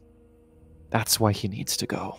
Not because of his slight to me, but because his presence makes Salisbury weaker. And you misunderstand. It is honorable to face him on his own terms, and he has shown himself to be capable of deceit. I'll fight him at eye level. I'm inclined to agree. But there is one thing you must do first. You must find proof that he is find or create. Proof that he is attempting to subvert his position, to swear fealty to those in Glevum, or sell out, or have sold out, our county to foreigners. If you cannot find that, I may be able to assist. If I cannot find that, then it cannot go through. That'll bring war, regardless, Edric. Doesn't matter what kind of evidence we have against him. The other two counties want his land, and they will take it if they think that there's nothing in it for them. If you want to be able to act against Loof, if you want me to be able to act against Loof, it either has to be a knife in the dark, or you have to make it worthwhile for them. Show The him worth. to be just as treacherous as he has been to us. Hence, the proof. The worth for them, as they fight their civil war, is that we will not turn our attention northwards. We are in a uniquely bad position, but not so bad that Glevum, a small duchy to begin with, while divided, can stand up to us. But I do not want to declare war without good reason. Find out what you can. If you are able to, so much the better. Knives in the dark are not the specialty of most knights. I think Virgil kind of frowns at that, and it's almost like he's trying to convey a concept to you that he just lacks the words for. And he goes, I guess I'll trust your judgment, but I don't think anybody here cares about proof these days, Edric. They don't. It's about something different than that. It's not about proof. It's about whether or not they are liked or whether or not they are useful. But if there is not a reason, even a polite fiction, the thought on everybody else's minds will be, will I be next? Have I given some offense? And then in their fear, they will not respect. In their fear, they will not obey. It is the bad kind of fear, the one that gets them checking their door without ensuring their loyalty. I lack the savvy to get you what you need, so I guess I'll just look elsewhere. Thank you for your time, Edric. And he turns away, very clearly unsatisfied with how this conversation has gone. I did say the thing in the middle. Hold on. You, turn around. I did say, if you cannot find it, I will. Now you may go. And he storms off. All right. Hold on a sec. How old is Virgil? He's only a year younger than you. Edric's gonna say, kids these days. When Virgil's well out of earshot, it's mostly for himself. All right. That brings us All right. to Florence. Good stuff, guys. All right, Florence. And I get, I do still get one geniality for the round, though. Yeah. That's right. Yeah. During this round, Florence is going to activate his hospitality. Success. Tap card. And he's going to attempt a romance this time. Plus 11 to this roll. Did I already give Virgil his one geniality? Did he get 2 last round or 1? Did he succeed or did he fail? I got 2. I succeeded last time. He succeeded, so yeah, should have 2. Okay. Alright, here we go. Fingers crossed. Success! I get 2 geniality. He might have succeeded last time, but that didn't give him any extra geniality. It was just staying away. Yeah, that's right, yeah. Yeah. But So this this is is one near the salt and then... Oh, yeah, one so for he'd the only have salt. 2. Yeah, he'd have 2. So one near the salt and one near the salt. Yeah. Sorry about that. Because he didn't succeed on the courtesy roll. Just 2, not 3. Okay. Yeah. Wait, Forgive me. he got near the card, 'cause- though. Doesn't come with anything, but Yeah, did but- he get... No. What was that No, card? nothing I for the success. I succeeded the roll, card but it doesn't give any was- geniality. Host speaks at length, which I've brought up Yeah. to the middle now. Mm-hmm. No geniality for getting it, and no geniality for succeeding the first roll. So, alas, I could have used that intrigue too. I could have used that bonus to intrigue that I got from talking to a 6-year-old. Right? He's got such a way with words. He really He's got does. such a way with words. I'm proud of his statesmanship. All right. So romance. What's this net you then, Mark? What's the... Plus 2 geniality. So total it's 3 extra geniality, bringing me up to 4. And we did flesh out who this lady is. We didn't. Not yet. Let's find out. The best part, what I didn't tell you before, and now that you're doing this, it's even better, is like, oh, do you have to test romance to pull that off? Is that how that works? Why did you roll? No, yeah. you just have to have the card. But each round you have the card, you can make those rolls. Oh, okay. Gotcha. Okay. Cannot draw cards while you keep this one. Each round, make one flirting or romance roll. Okay, gotcha. It would have been funny if you just petitioned the lady's lord after failing to flirt. Twice. Yeah, that'd be funny. Yeah, like just thinking about that from ramification. It's like, well, I'm just gonna go to her dad then. Alright. Surely that'll really make her happy. But It was the complete absence of sparks, but I mean, wholly random. wasn't she from the neighboring region of Kierna-Chester? Oh, did we already define that? I think No, that so, was a different 'cause lady. That's a different Didn't lady. you roll? Wasn't it Arthur Morgan, and then it became Bevan Oraval? No, that was the wife Yes. of the dude you were Oh, talking about. I understand. Sorry about that. Yeah. So this is Lady Obala. Oh wow, another wife from the Saxon Shores. City of Colchester.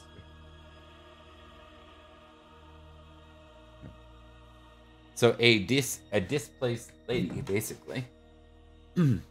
Another one. Actually, we'll make this. You even remind me a better. lot of my first wife. I think we'll make this even better. I think Lady Obala. Remember how I said there was some of Essex reclaimed Yeah. by knights. She is Lady Obala is one of the people that had her manor liberated. She's a manor lord herself. Nice. In that land. Wonderful. And she is 25. Yeah, 10 years younger than me. Let's do it.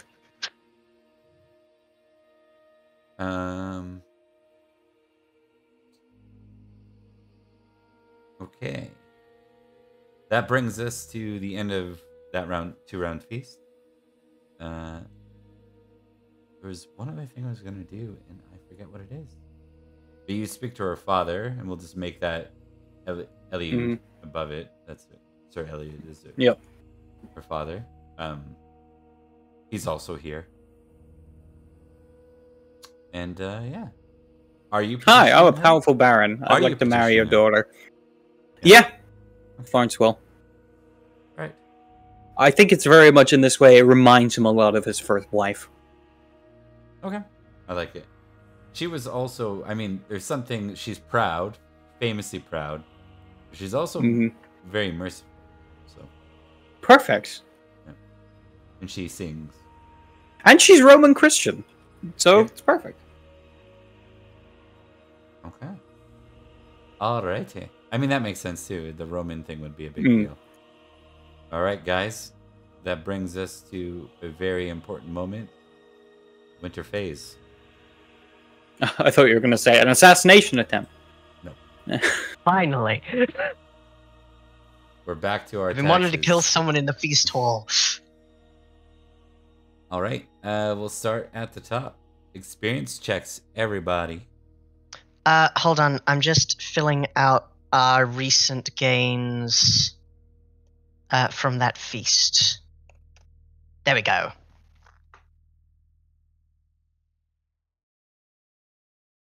All right. Let's go. Do we want to go one by one or all at Oh, I'm just going. Yeah, I think Well, I you got guys to- can go. Yeah. All right. Am I energetic? No. Am I reckless?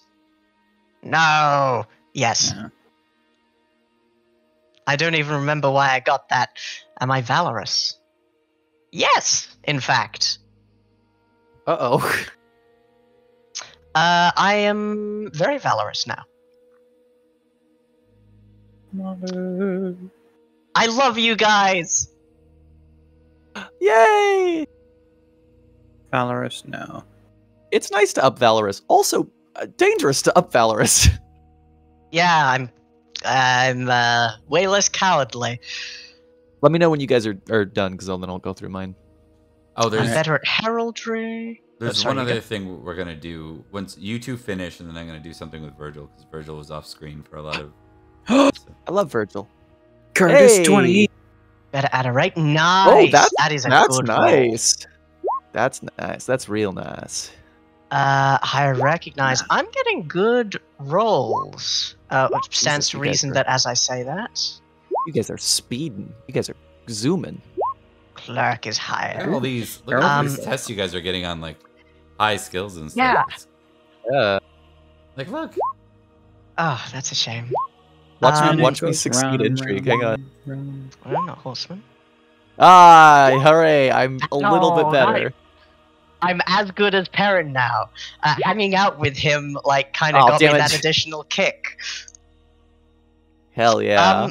That was a good Oh, that was section close. for me. That was close. I do Oh. like the idea of like Edric listening to Perrin's plan, and they were pretty close in skill, and he just like it just like opened his eyes a little bit of like, oh, I haven't been looking at it from that perspective. That's really Yes. clever, and he picks The that up. world That's is really my fun. weapon. Yeah, no, definitely. Edric, Critical energy. learns- nice, you're energetic. Nice. Edric's very much a learn by watching kind of guy.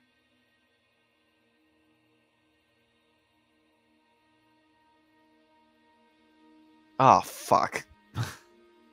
You're more concerned for your Fine. commoners? I like them. They're cool, I guess. Fine, I guess they're kind of cool. Is that it? That's it. That's all I got. Yeah. Well, so far. Yeah, Not a keep lot of- in mind not a you were lot- off screen for Roll an me a episode. d6. Oh, I also forgot cruel. Hang on. All right, Ah, well. now I'll roll you a d6. Yeah. That's a 1, sir. Okay. Let's see. Not as delightful as I would have hoped. Let me just find this. Okay. Give me roll another d6.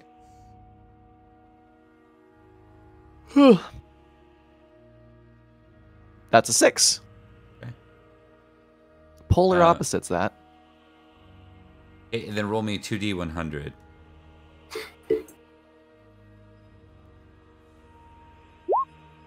$11 and 7.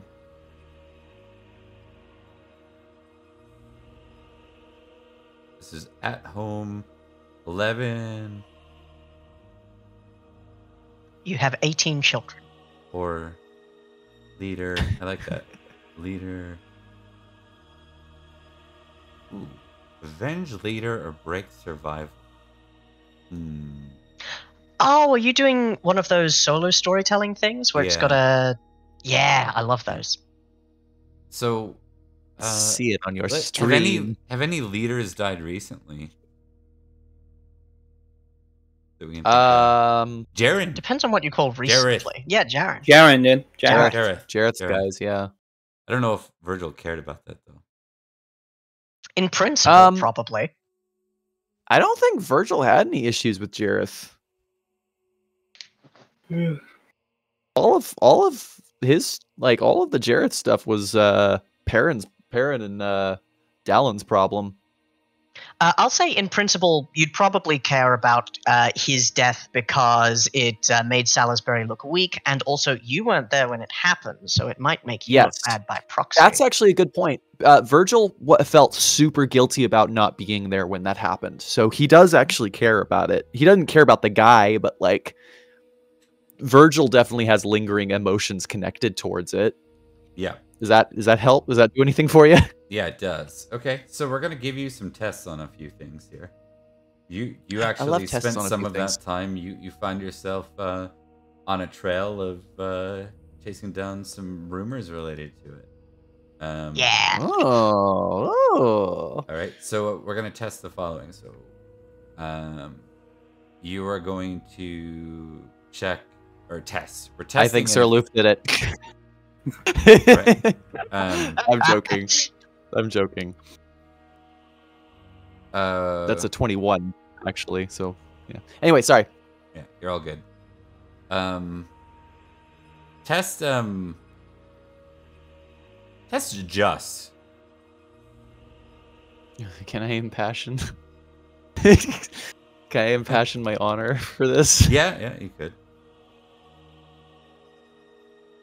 That's a success.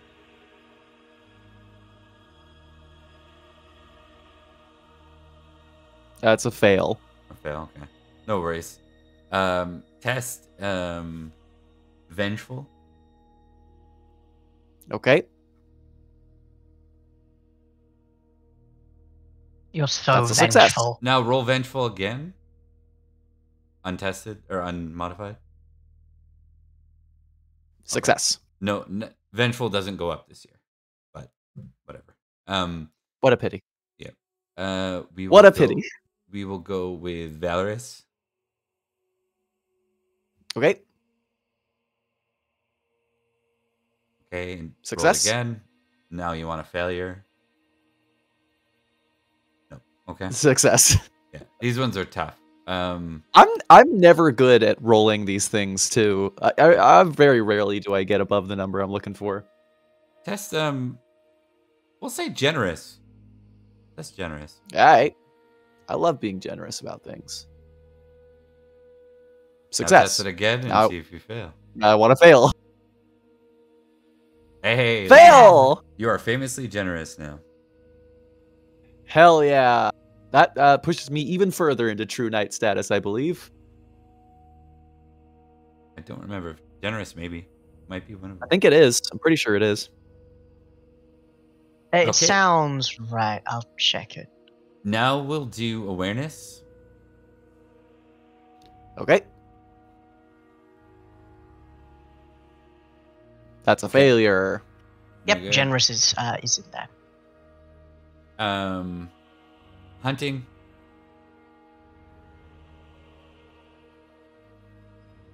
Where is it? I've lost it. These It's ones gone. are just gonna be the we're gonna assume checks in these. So, all right. Okay. So you go up one in awareness. You go up one hunting. I'm slightly less blind. And test recognize. You're That's on also a the- fail. Okay. So those three go up for you this year. Huzzah! You basically chase a number of rumors. We'll hand wave how. Mhm. But you chase the rumors down to Malahut. Malahut. You don't go that far, but that's where you believe that Yeah. the spy was from. What on earth does Malahut want with Salisbury? All right. Well, I feel satisfied. Oh, I lose- will return. oh, there we go. You like Oh, froze am I for a still here? second. At least for me, Oh. first, but you're back. Okay. Lovely. All right. We are Cool. back on path. That's everyone's experience checks, right? We got through everyone? Yep. Yarp. Okay. Now everyone's up 1 year, so I believe that puts Thomas and Mark, your characters at 36, and Liam, your characters at 35.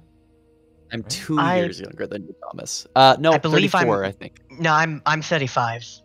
Okay, yeah. So 1 year difference. Let we're me up. confirm, I'm up to guys. 34. We Yeah, got let's years- confirm. We got years born, and I'm almost certain I tell you guys. We're all stories born this in all the time. same year. Yeah, but not Virgil. Virgil's a Not Virgil. year younger than you guys. Yeah, not very. I'm almost certain because I did up it last year, and I've got my little updated for 97 winter. Edric was born 464. 464. Would that make me 36? 28 to 35. Yeah, 35. 35. Yep. Yep. Okay. Good math, 30 everybody.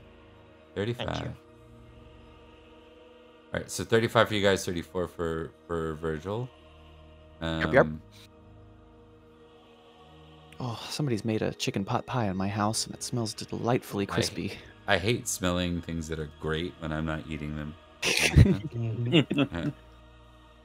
There's nothing worse. You're like, you know what? I don't need the extra food. Then someone makes something like, oh, there goes that Oh, option. maybe I am starving, actually. One sec. Come on. At some point, my son's going to need to be sent somewhere for squiring. Do they do that at 12 or do they do that at 6? 15. 15. He's paging somewhere already, probably in Serum. Yeah. I hope he's making friends with Robert. That's half the point. Just give me a sec. The book's being really dumb here. Of course. I need the aging table to see what year we age. Someone else want to look that up? I believe it is. I think it's 35. Let me take a look. In book. I hate when shit doesn't work. My computer's been acting weird today. Load. Let me move my computer off to the side so I can access my keyboard. Don't ask me how I've got my thing set up. It works for me.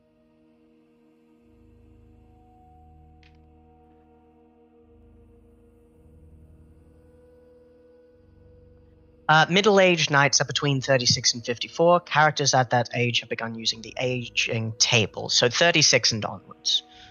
36? Oh. Yep. Okay. So one more year. One more year. Yeah, that makes sense, because 485 would have been your knighted year at 21. So, okay. Yeah. All right, so we go to family survival then. Our favorite. Oh, hold on before we do all this stuff. There are some additional conditions. Let me just grab that here.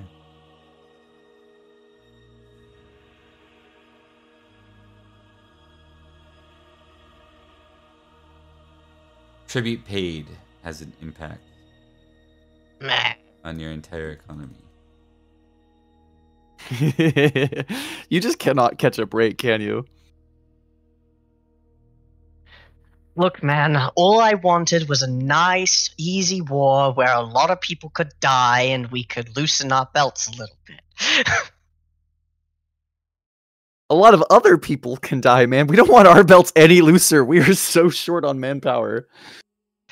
No, I mean, we'll kill other people and hopefully take their stuff. But they'll come in first. Okay. I just want to murder a Saxon man. I just want to kill a Saxon king. It's been ages. I'll direct you to this line right here. Mm-hmm. Reduce lifestyle result by 1 per tribute. Oh, fuck off. Oh, I've been looking at that whole game and going, oh, glad I don't have to deal with that. Yeah. So what that means is that sucks. You guys are more like, if you guys do well, you're still impoverished for this year. You buy your way back up. That's rough. I've got sucks. Not much money and 15 Thank God I'm Libras rich. going into keeping my spy network going. All right, time to do some fucking math, I guess. Here we go. So glad I'm a baron. I don't have to worry about Well, we any of this haven't. shit. We haven't done the rolls for misfortune or lifestyle yet. We Yeah. got family survival to do. Well, it shouldn't affect my actual income rolls, so I might just make those while we're thinking about it, while we're waiting. How do we do family survival again? So recheck. I feel like this is new every time we do it, and I do it so often, I should just have it. But I think, so it's the child survival, right? It's just child survival. Yeah. That was easy.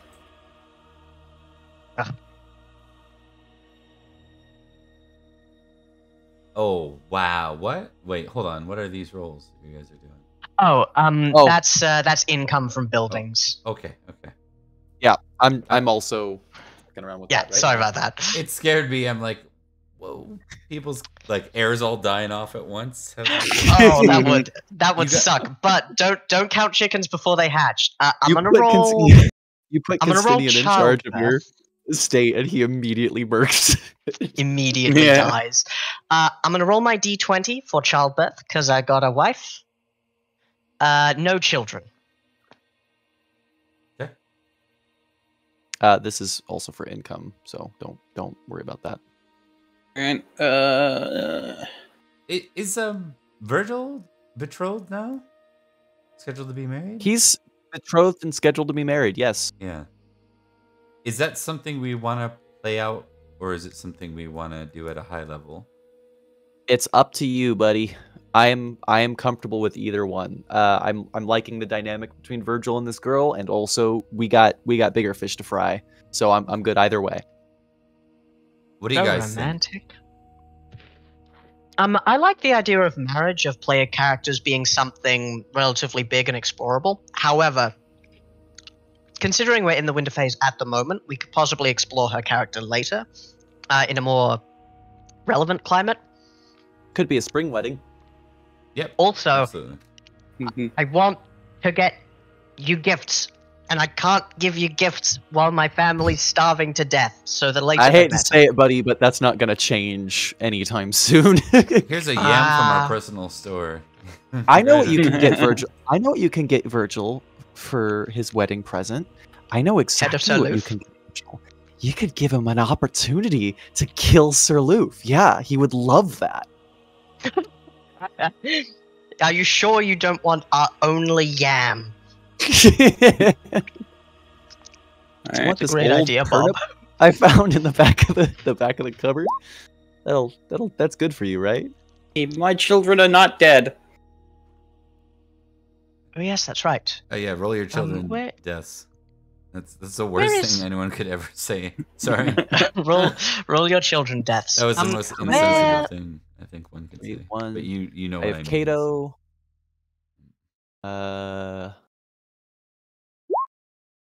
Okay, Kato. so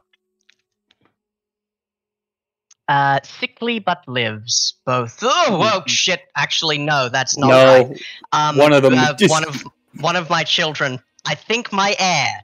Oh fuck! Now hold on.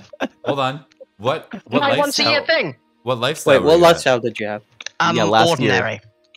Oh yeah. Yeah, you're fucked.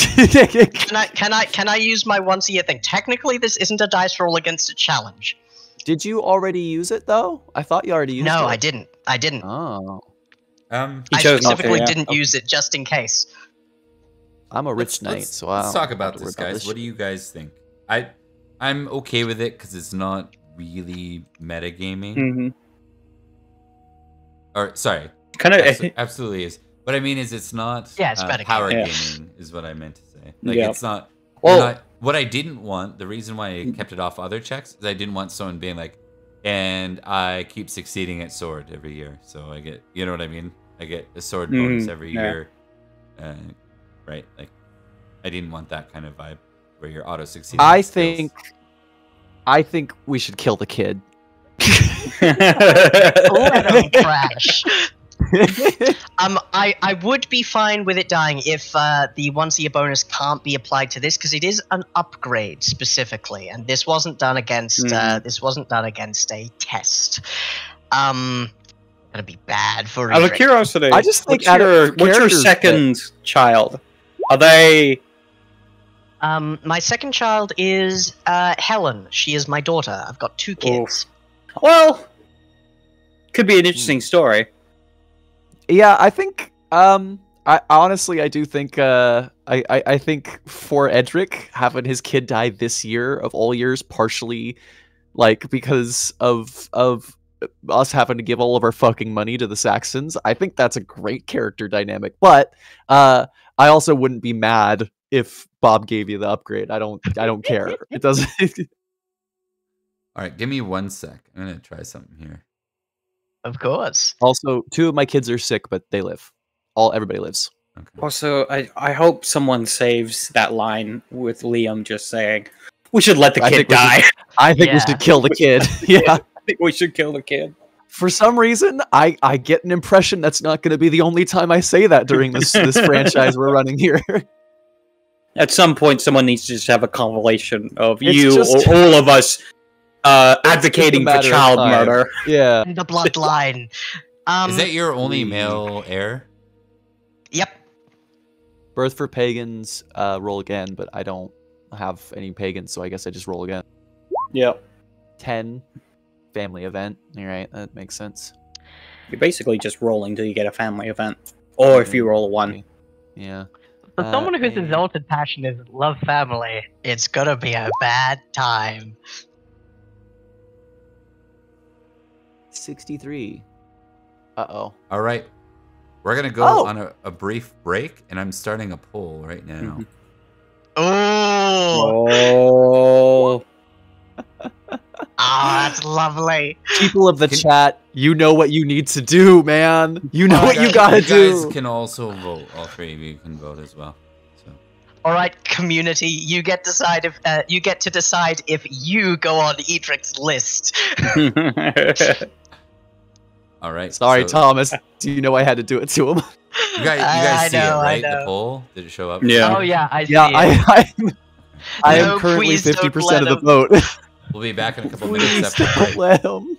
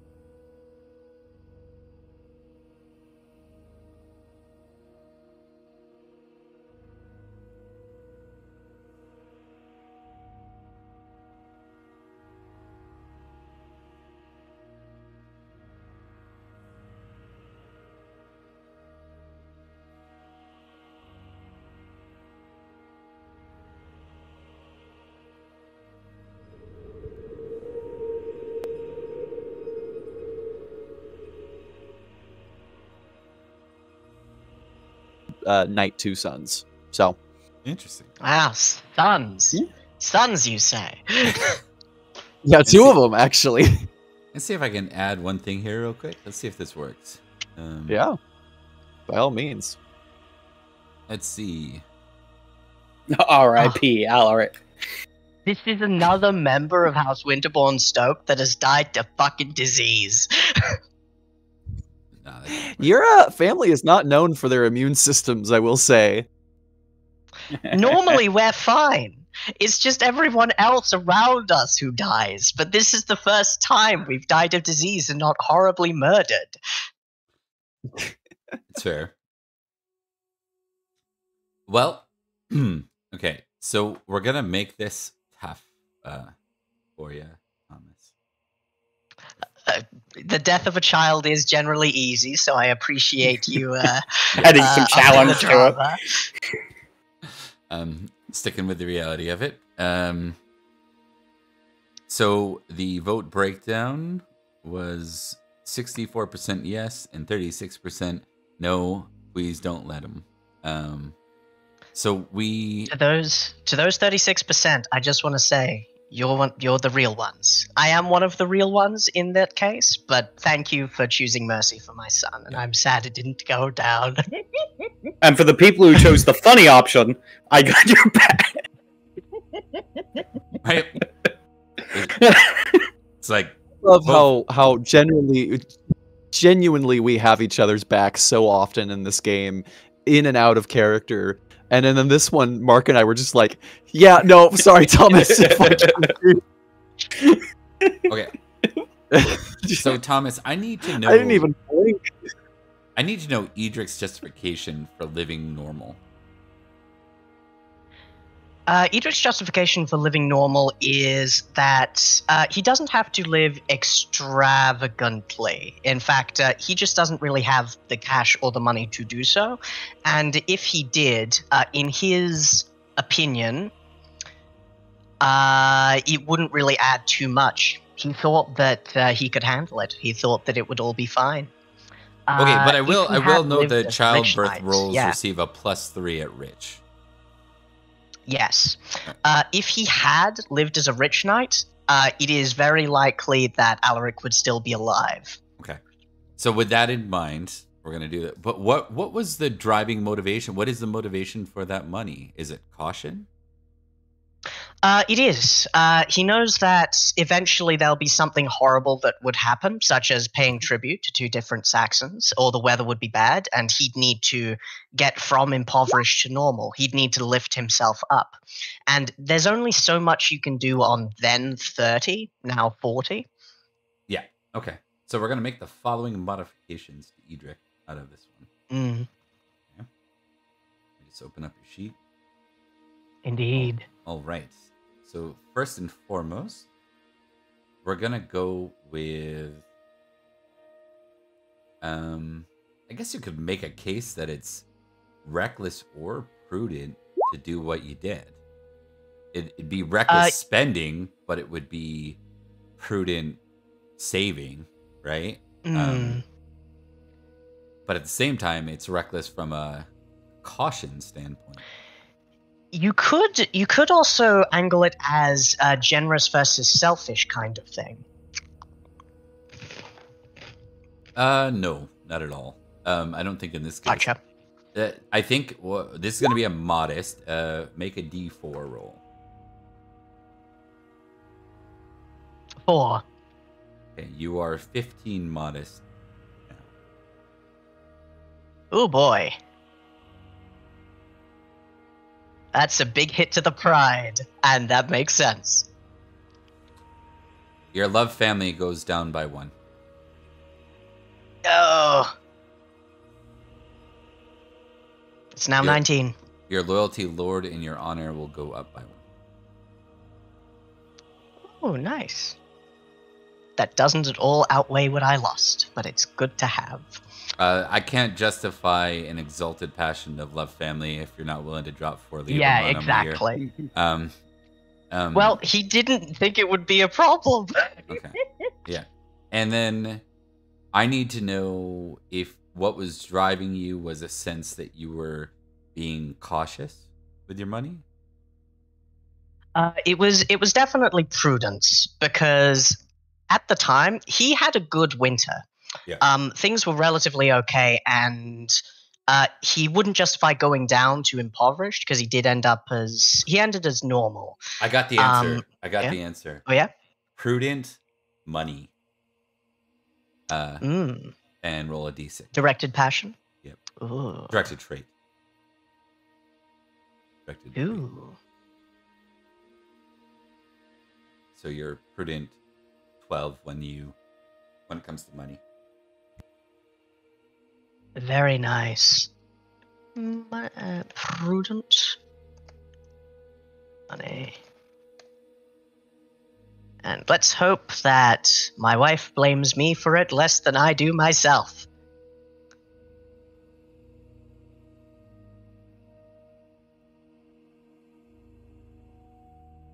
Do you blame yourself? Yes. Yeah. Roll Put me a new passion. Roll me a Sir Edric. Roll hate self. Roll 3d6. Oh, God. 7. Yeah. This is in the game somewhere. That's why I'm pulling this, and I'll tell you who that is when we get there. Hate self is 7. Okay. Could be worse. Could be worse. That's why it was 3d6. It could have been really bad. 3d6 plus 6, yes. Oh. Okay. That'll affect you, but not famously so at the moment. That's a good thing. And we'll see how that plays out with some of the drama. Obviously, I need to think about Osloff's reaction after she processes. And it's going to be months of not processing or taking time to process through the grief, right? So. Yeah. Did I perhaps back the wrong horse in this whole Marshall thing? I don't know. The current Marshall seems like he's got some issues. My issues have nothing to do with my ability to kill. Yeah, what if you hated yourself famously? Yeah, that would be interesting. That would be hilarious. Yeah. He's a fantastic tactician. He's a great warrior. The problem is, it is depressing to sit next to him on feasts. He just puts himself down so often. Okay, so we'll leave it at that. I think that's a good coverage there.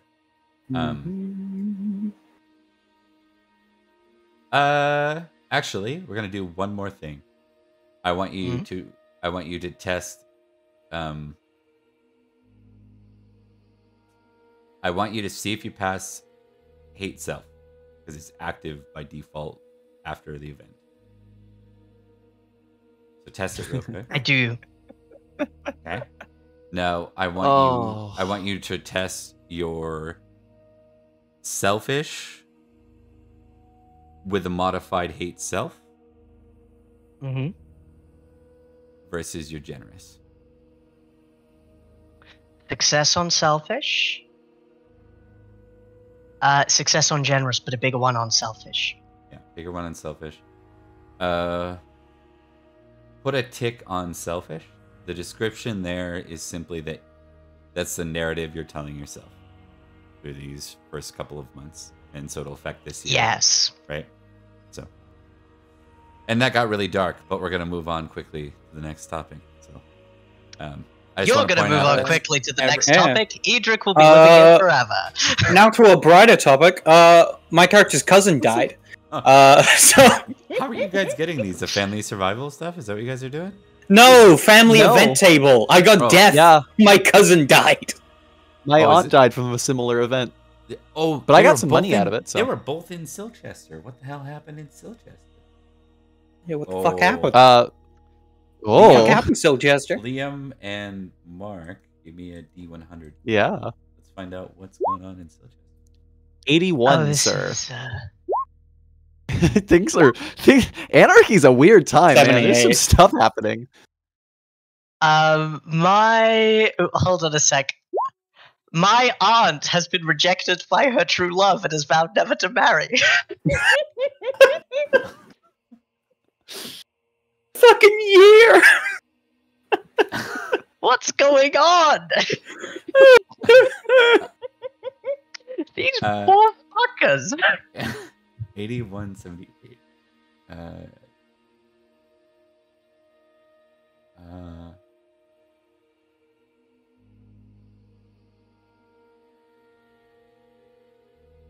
Defend idea. Okay. I think both Flory, both your aunt and your cousin, so that's I forget your cousin's name. I'm gonna go over that page. It's been a minute. It's been a while. It's been a while. Let's call him Sammy for now. Sammy, our favorite.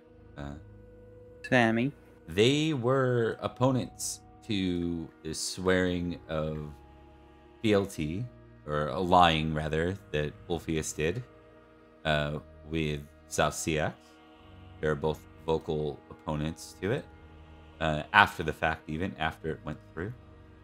And both are no longer with us.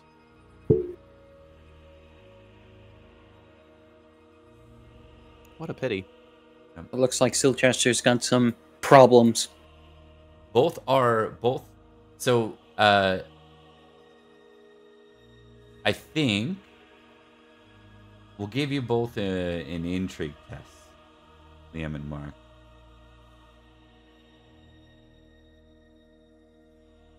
What a pity. No Hell fucking yeah, idea. brother. Killing it. Yeah. Oh yeah. Maybe you guys just don't like. It's like, at some point there's a conversation. It's like, oh, my aunt died. Yeah, weird. My cousin died. Wait, weren't they in the same city? That's fine. Like, and then you just like move on. Yeah, anyways, whatever. Oh, that's weird. Yeah, Fleor What a left me enough coincidence. money to knight 2 sons. So, Yeah, that was the important part. Oh, come on. Yeah. Not over in the same room and it's raining indoors as Edric just broods. What was your family event, Edric, aside from the sun? My family event was that my aunt, and I don't have a living one right. listed on the family tree, was rejected by her true love and vows to never marry. Awesome. Which previously Goratrix had, so it's good that it runs in the family. runs in the I choose family. to believe it's from. I Runs in choose the to believe family. it's from his side, so it's just some giant lady. Lady Kindwin of Salisbury. Mm. We'll add her to the Oh, list. Hates people. Technically family. Oh no. Oh no, what? Nothing. I'm just rolling my calamity, just in the silently in the background. We'll get to it later. We'll get to it when we get there. Okay. Let's keep rolling, because that was tough. Was a lot, but we're at economics, I think. We're at the Son of a. economics. Okay, I've already done my main economics. I made 14 Librum this year, just from my improvements. So I made 2. not Okay. bad. That's positive. We start Not enough to cover the with tributes, but the misfortune roll, which we did. We Yes. did determine weather already. Mhm. did we? What was it? 16. Hey, guess what?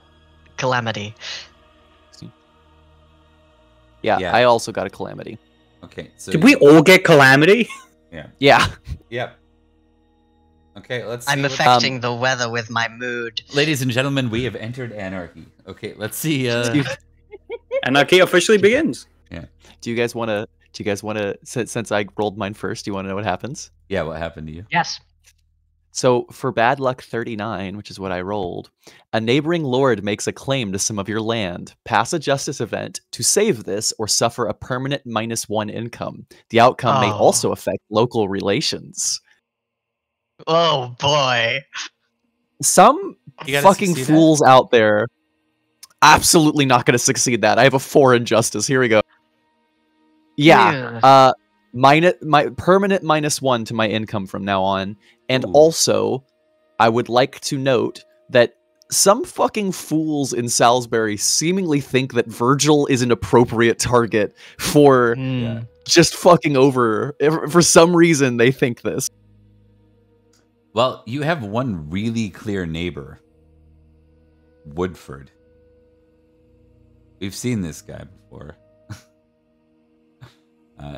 So apparently it was Woodford. Let me see him. I need to memorize his face. Yeah.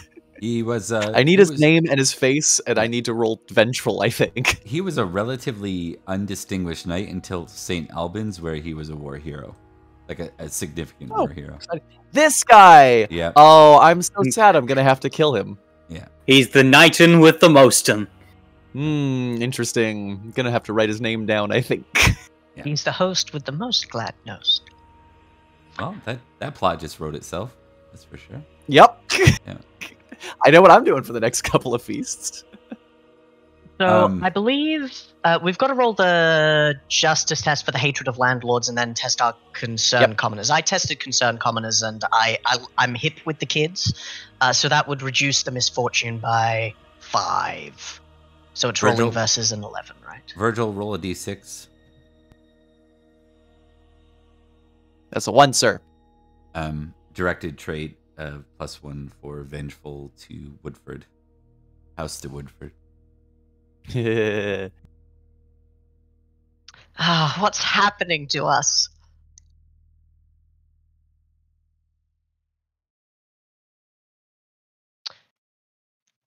Let's see here, guys. Where'd we leave off? I'm bouncing around. What were the other outcomes, y'all? I still need to roll for mine. D100. Oh yes, likewise. 23. 58, bad luck. The peasants are unmotivated, even if happy. -1 concern. And make a successful orate or +1 -3 fate. 23. The land suffers heavy flooding, river breaks, banks, etc. No construction may be started this year, plus 1d6 fate. Dams and field irrigation are destroyed. Luckily, I don't have any of those. I succeed orate, so I motivate my peasants, and I don't gain... I assume it's 1, 2, 3, so anything between... Yeah. What number is that, Thomas? What number is 58. 58, right. Okay, motivated +1 to 3 fate. -1 concern. Make a successful orate, or so you have no extra fate. You avoid fate. Yep. Okay, and then Mark, what was your fate hit? I cannot build anything. 23. The land suffered heavy floods. Yeah, no plus construction. 1d6 fate. Did you roll that yet? I'll give it a roll. 1. That's good. 1. +1 fate rather than +6, so makes sense. And then Liam, did you have fate on yours? Fate. Which one's that? Okay. It would have said in the calamity. What was your roll? Oh, then no. 39. No fate was listed there. Oh, right, because -1 income, it's already a big enough hit. Oof. Okay. Yep. All right. That. So now we do the commoner stuff. Commoner. Can I go first, guys? Can I go first? Yes, please. Yeah, go ahead. Lovely. Here we go. Oh my god. Look at those adjectives. You stole my love. That love was my grandfather. No. You had love with my grandfather. Oh god. To rob him. Yes. Hold on. So an impassioned poor farmer, ordinary flirtatious attractive widow. You know what this is? A petty theft was the source of the issue. I think a young woman married an old man to get his inheritance, and somebody's pissed about it. Someone's pissed about it. I like that. Yep. So the what do you do then in turn? How does that work? Hey, they still got to roll too. You never know. They could have failed worse. Yep. What's happening? I think you're going against the impassioned poor farmer, though, right? Probably, yeah. It's 3 a.m. We're in a Fumbled. warehouse. Oh, he fumbled! Ah, look at that. I think Virgil gets it right somehow on accident. By complete accident. Just It's like, whatever, man. Yeah. Just let them live their life. I think Virgil like just goes like, "Oh God, do they have marriage documents? Yes, great, cool, we're done. Get out." And everybody clapped. And that man, Albert Einstein. I love it. Okay, that brings us. We'll do Mark. We'll do this in reverse order. A disheartened peddler, an ordinary farmer, exchange of insults involving a love affair, and one of their cousins. with their cousin. Huh? The disheartened indicates that the peddler knows it's true. Yeah. Yep. All right then. All right. Let's see how. So this is a just roll from Sir Florence because he's actually in Yep. his home. First time in ages. Sure can be. Let's go. Success. Nice. All right. He's very just. And we'll roll off the peddler.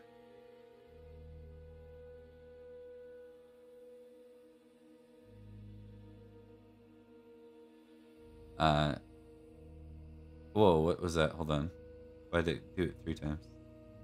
1d20 verse 19. What am I doing? I'm asleep. It should have been the 14 or the 9 anyways. You're living. Is it? Yeah. You're living your life, man. You're living your life. But just wins anyways, so you're good. Yep. All right. So success. Reduce hate landlord by 1. Awesome. And that brings us to Thomas. Let's see with the Justice in Winterbourne Stowe. The last time I spoke to you, you complained about having to work in the winter. Bring me something better this time. I love this one because both farmers are trying to pay you off with a Libra. I can't lose. If you accept the payment, you automatically lose the just, right? I'm gonna make the just roll, and I think if I fail, I reserve the right to just say, "Fuck it, give me your money." Okay, yep. That's fair. I don't know if that's true because I think like making the just roll is like it's ruling in favor of one person or the other. But I guess it doesn't matter. You passed. That's fair. But yes, so I roll just and I succeed, which is surprising enough. When Edric gets sad, Edric gets particular. I think Edric says, no matter who's sleeping with whose aunt, attempted murder is not the appropriate response. Do not try to knife anyone within my realm. Though they do have to make the D20 roll. Yeah, they do. The other thing we always go with the person with the highest, the impact, or the person with the modifier. Yeah. So we got a impassioned one. But they fail. So. Thank God. The other thing I want to note is Liam's actually right. If you want to test just versus arbitrary for yourself in the future, you can do that. But if you're testing just, you're deciding I'm going to do this right, and then you see if you get it right or not. Yeah. So in that case, this works out for the best. Edric doesn't want to be the kind of person who takes bribes. It's just very difficult right now, you know? Yeah. Yes, it is. Also, Mr. Bob, just to circle back on something that I think we lost a little bit. Lady Fleor left enough Librum to knight 2 children. I have written that away as a money saved because I don't really need to count that as a specific Librum. But if you'd rather it be specifically the Librum, I can write it down on my stuff. No, it just goes into the lifestyle. It's assumed that you're always like it won't affect your lifestyle. It won't cost you money every year. You'll just have that inheritance for it. That's what I thought. Is when they come in, I won't have to pay for them. Correct. Cool. Yep. Cool. I look forward to completely forgetting I have that in 5 years' time. Real life. It might not be needed. We'll see. Where you're at. We'll see where your character's at that time and where they've climbed on the ladder. Okay, so that brings us to the misfortune versus stewardship roll. Test concerned commoners, actually. Oh yeah. Yes. Yep. Which I have done, and I've succeeded, reducing misfortune by 5. I failed. Nothing. Yeah. And Liam, have you done yours yet? Oh, I did not. Concerned commoners. I also failed. Fail is nothing. Nothing happens. Yeah. So that brings us to the misfortune versus stewardship roll. So weather is 16, as we noted before. I rolled it ahead of time. That's actually Thomas and I. Did Thomas test his concerned commoners? I did. I succeeded, so it's a -5. For misfortune. So you're actually... Yeah. Yeah. Don't forget your actually, fate, though. Whoever got that. I don't have fate. Yeah.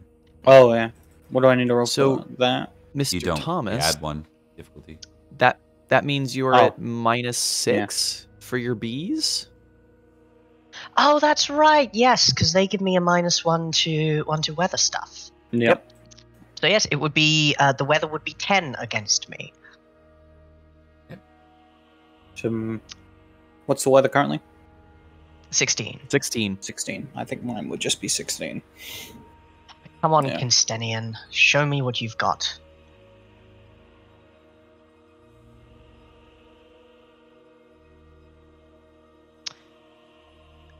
Can I... I actually test against that roll, right? So it's... Yeah. So I now, Thomas, I roll against... What was your total 10. misfortune? 10? Yep. -5 from concerned commoners. I succeed. Yeah. Hey. I did not succeed. Whether I'm going to be living, let's see, stewardship was a fail and misfortune was a success, so I'm living poor, but also dumping twice. I still have to drops test me for to you, Liam. I tested for it, but I don't. No, but I tested if you want against to, you.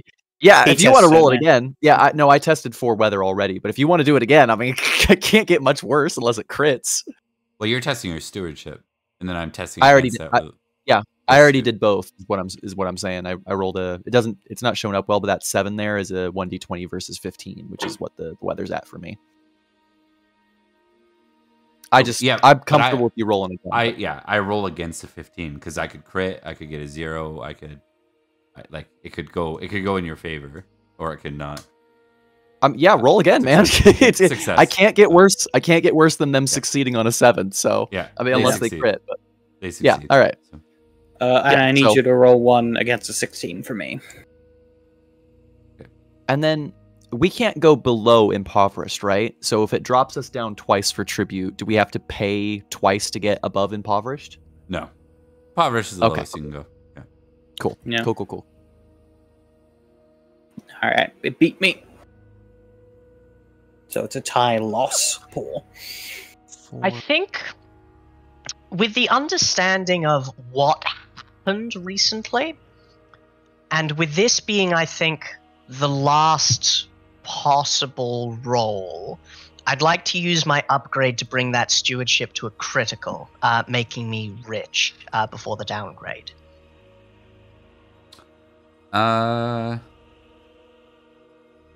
It's all right if that's not possible. I just haven't used it yet. What do you guys think? Why not? I don't mind. That's fine with me. It's a normal test. It's a weird place to have it. I try to get it out of winter phase entirely, but I'll allow it for this one. Oh, Yeah. if you if you don't want it, that's it's fine. A skill test. It's a skill test, so we'll allow it. I think since we killed the kid too, Yeah. I think Yeah. this is an It's totally appropriate. fair. I just more so I want to do a consistent do another poll. I don't really should. How badly should we screw over Thomas? Let that be the Get next rid of poll. another kid. Don't kill my other child. I need her. Should we let Thomas be able to upgrade, or are we going to kill his other kid? Should we let Thomas be happy? Yeah, those are the choices. Should you upgrade stewardship, or does the daughter die this time? Alright, so I am rich before the time upgrade. Let's do some accounting. Ba-da-ba-ba-da. I see. The reason why I tested prudent versus reckless a ton of times was I was going to see if Virgil was going to, knowing that he's got limited income now, if he was going to still live as rich as if nothing has changed, or if he was going to try to live normal. And prudent finally succeeded, so I am spending 8 Librum to live normal instead of the rich that he's been living for the last couple of years. Okay, sounds good. And I'm spending 16 to live extravagantly. From impoverished to extravagant. Wish I had money. I'm spending 15 to continue to maintain my spy network, which will be useful. And I'm going to spend 8 to go from poor to rich. So I'm going to lose 23.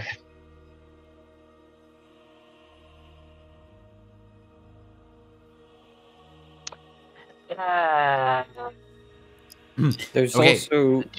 I'm going to do it. I did it. In the future, looking at this, the way it should work is, it looks like lifestyle checks is pay, reimburse the differential in the expense. No, okay, I'll allow that. I was just thinking, like, is it fair to let you guys knock down to the bottom and then buy up, or should you have to like invest that money and then it knocks you down to whatever level you're at? But I guess it's, you know what I mean? So like, it's almost like, would you have to buy up to the top level to extravagant in order to live normal when you have tribute? Yeah. Or do you let That's an everyone interesting way to look at it. It would certainly make it more important to pass the stewardship rules. Yeah. Because if you didn't pass the stewardship rule and you're impoverished, what's the difference? You're impoverished. Like, you can't get any worse than that. And then you get to buy up to normal for 8. But if you had to buy up to 16 to get 8, that would be brutal. I'll think about it though, and I'll talk it over with people that play this and see what they think. So parking lot for now. We did it this way this year. I don't want to belabor it. I need money so bad, guys, and I need to get it from the still twitching corpses of my enemies because I've got some anguish. Okay, so horse survival then. Go. Horse breeding first. I did not get any horses that bred this year. 3, 4, 5, 6, 7, and my survival. 8, 9, 10. Let's see, Anir is at 15, 7, 15, 8, 9, 10, 16. 11, 12. Minus 5, 14 minus 5, still alive. Anir's alive. No horse babies. All of my chargers are still alive. All my horses survived. 16. No horse deaths. Perrin's horse is 13 years old now. That guy is still kicking. Right, and you're adding the modifier where it gets harder for him to live. Yes, sir. Every year past 7, is it? Yeah. Yes, sir. Every year past 7.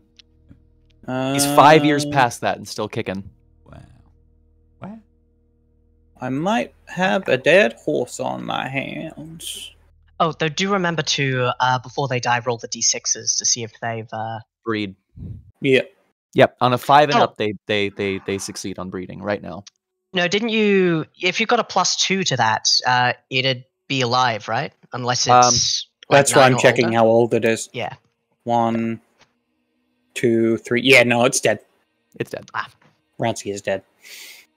But another Rouncy takes his place. Thomas, looks like you got a new horse.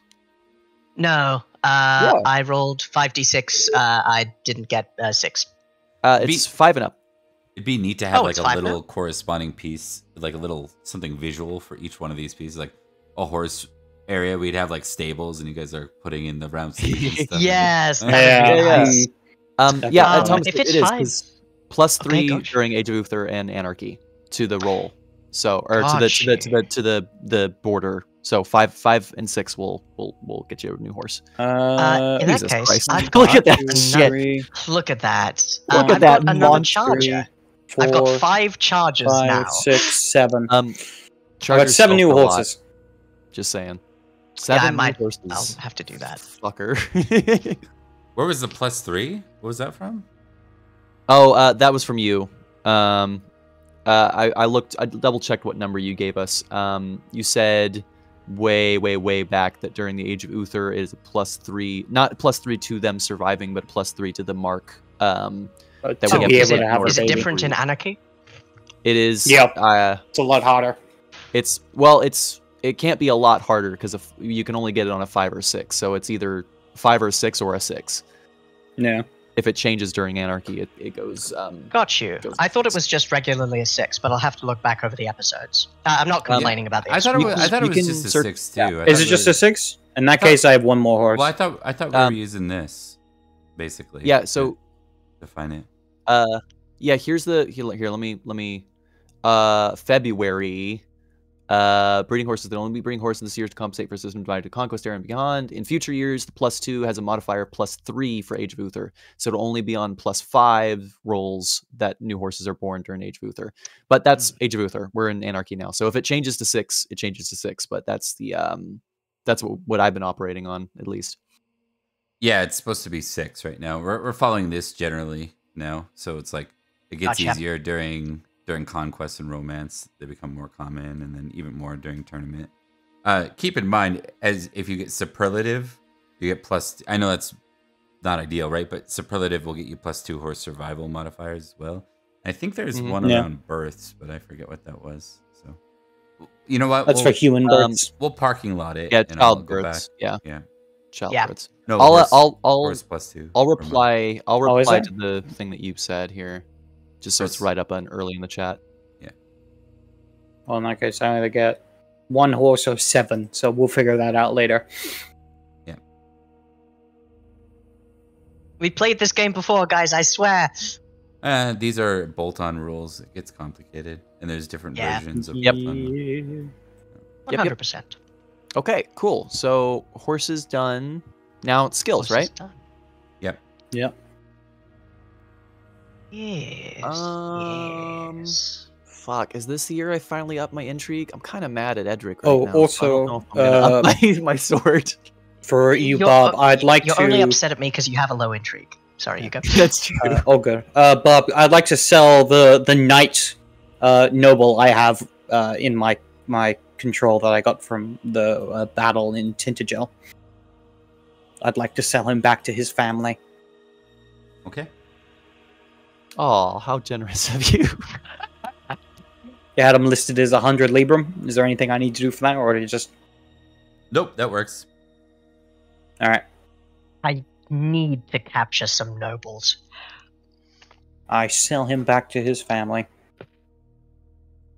I did put my 5 points into intrigue, so I now have Virgil now has intrigue 10. He's learned a lot this year. He's doubled his intriguiness. It's mostly because he's dating a wife that is, or a girl that is quite good at these things. Mm. He's dating a wife. Should I up? Alright, all of my diplomacy to 15 and my orate to 15 as well. Since I'm doing a lot of speeches. I'm honestly quite torn about what to do. I could get my love family back up, or I could increase any of the things that I've been neglecting. Up my honor or loyalty lord. I could get to sword 27. Or intrigue 19. Or I could, I think I might like to increase some diplomacy. That reminds me, I need to do some ticks for the things I have on my estate. What can I do with cattle? I have cattle. They are basically your Librum. That's why raiding works for money. Ooh. Right, I have 2 cattle that are living on my property. I got Roll 3. energetic. And I a get dog. tick energetic. Patron to scholars. I just get a bunch of things. Look at this. Look at this guy with his barony and a bunch of stuff he can do. Yeah. Ugh. This isn't even stuff I have on my barony. I should look at what the horse stables cost again, because I think I can actually afford it now. Like, legitimately. That would help my income quite a Courtesy. bit. Heraldry. Orate. Diplomacy. I should get a Siege Master. Siege Master 9,000. Bunkbot. 9,000. Oh, I have a gazebo. Is it hostile? No, it's quite friendly. That's a failure. I don't get anything. Check I'm to really intrigue. Check to Bob, lance. would it be cheap if I upped my love family back to exalted? Yeah, you're not going to be able to do that this turn. So Yeah. In that case, I think I'm let's say gonna it bring can't my later, but right now it's like it's meant to be an Yeah. actual on-screen impact. Yeah, definitely. That's what I was thinking. I think what I'm gonna do, I'm gonna up my. Are we a murder knight or are we a good marshal? The question of the century. I think a sword 26 is pretty good, right? Pretty good. You're good, man. I'll be Don't- honest, I don't think you need any more sword. Yes, correct. Put your skills in something more courtly. Then again, please. if you don't go to a sword 30, then you can split your sword reliably at a 15 each. That's true. That's true. That's just 4 what? more years. That's 4 4 more more ye- years of Edric neglecting his other skills in favor of killing better. Killing better is a really big part of what I do. I'm going to upgrade my diplomacy to 10, and I'm going to upgrade my orate to 9. Okay. I'll be a good marshal, I swear to God. So you're gonna say, I suppose. Swear to me. Oh, sorry. That's a- I've been playing too much of Batman on our DC show that Mark and I run. Mhm. It's yeah. don't bite me, no. Ah! Stop. That's revenge. That's revenge for the kid thing. Malcolm's Mhm. on my side. Malcolm, if you think that there's a chance in hell that if Malcolm could vote in the Twitch poll, he would have voted to spare that child, you are delusional, my friend. He craves violence. Hey, who can blame him? Okay. So what do we decide? Is it trait and skill, or just trait? Because I don't think it was passion. It was written somewhere. I remember it being trait and passion, so I got no idea. It changes. No, we solidified it last time, but I don't have it. Yeah, I think available. so. You got it right out of the main book, and we decided to stick with the one out of the main book. We figured it out last time. We just We Don't figured remember it what out we and figured then it out. we forgot it. Hold on a second. It's Hold funny on. when we have glory, we remember the shit out of that. But we don't remember these rules. 1 sec. Glory. Glory bonus. So, oh wait. There we go. Famous traits or passions with values of 16 plus. There we go. So Okay, traits or passions. Yep. Vindication! You're correct. 17. Traits and I have passions become are the what broken knights are clock. romantically known for. I think that's the idea. Yeah. Apathy. Okay. That brings us out of winter phase, yes? I believe so, unless any of us goes over, hits 1,000 or more glory. Let's I check just out need to do a quick new math. glory levels. Let's announce those. Yep. And then also, do you get extra glory for anything that's above a 16 or anything that's at 16 or higher? I know I 16 ask or this every above. time. 16 or above, and it's just passions and traits, not skills. Yeah, That's right. 16 or above. Cool. Okay, cool. And I'm at 7,718.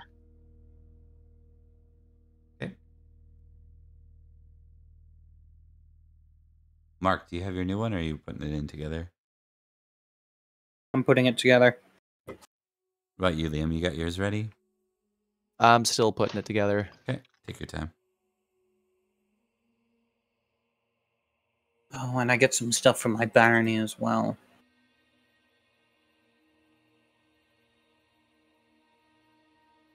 Oh, Mark, 55. your barony Yep. was pillaged this year. So any Right. income you would have made is basically reduced to a quarter. It's not as bad. No. Hold on. Oh, to have a quarter of a barony's And- income. Oh no. Hey, Thomas, what's a quarter of 50? 12.5. Mark, high or low? High. Okay. Make a Oh, stewardship no. roll. For me, or using my steward who runs the barony? Make a battle roll, actually. Oh, shit. All right. Mr. Thomas, Success. That's me. this number that you have in Glory Tracker, is that up to date as of after the feast? Yes. And does that include the bits that I got during XP leveling up when we were rolling for traits? No, it doesn't. That's perfect, actually. Yeah, That's perfect. only you guys know that because I haven't seen your sheets. You saw me roll it, but that's good because I already added that, so that means that I can adjust my number most efficiently. Got it. Okay, so I got, even despite not participating in any action this year, I got 194 glory this year. Oh yeah. And do I get a bonus for True Knight as well? Do I get extra glory? I think I do.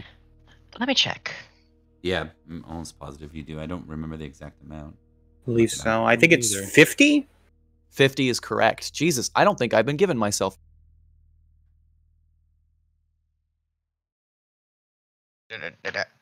True Knight.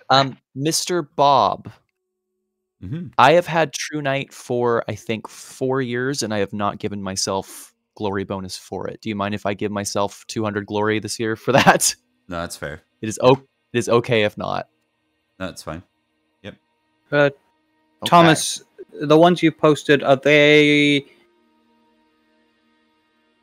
As of the feast, they're up to date. Yes. Okay, so the one... They don't include the things of your traits or passions 16 or above. Okay, so I've gained 140, correct? Yep, 140.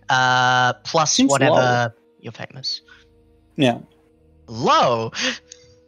I don't know. I did some things this year. I thought I'd have more. Yeah, where was Oh, that's right. Does that come for his it didn't battle? actually. It didn't. You didn't give those numbers. I swear we rolled them. I don't Didn't think we did. No, I don't I think don't think so. That's a really I'm easy almost one. certain.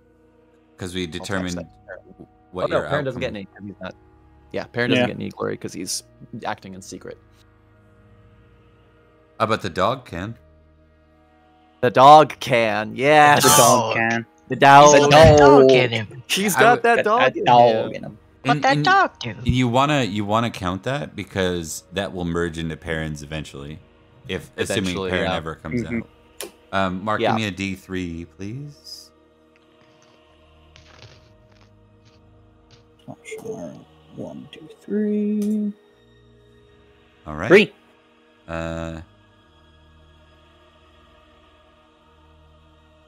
You gain 15 glory for the siege in Exeter. All right, not bad. It is And- now accurate. I will get one more D3.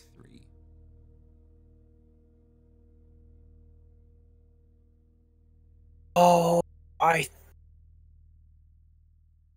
close to heading into the 8,000 territory. I think I'm very close. One more D3, Mark. One more D3. For the war in Ascalon. 1 D3. 1. Okay, 1 time. Another 7 glory. 7. It is now accurate. And then finally garrisoning inside of the city, you get another 10 glory. Alright. It is the most accurate it's ever been. And that's it. That's being on the side of the losing battle stuff doesn't always. Yeah, that sucks. And then, did we do the one for the? Did we do the glory for the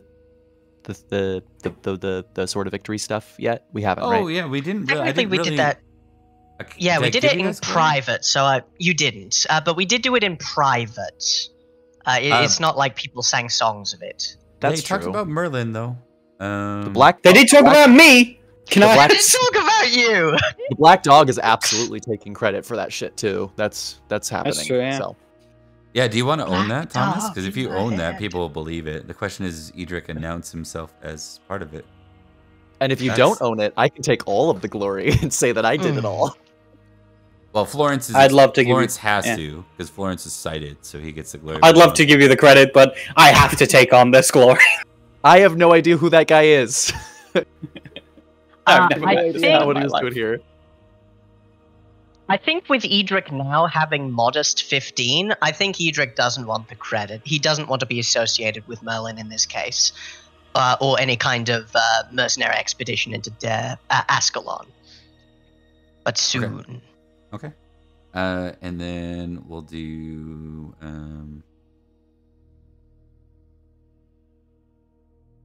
So it's 70 glory for those that accept it.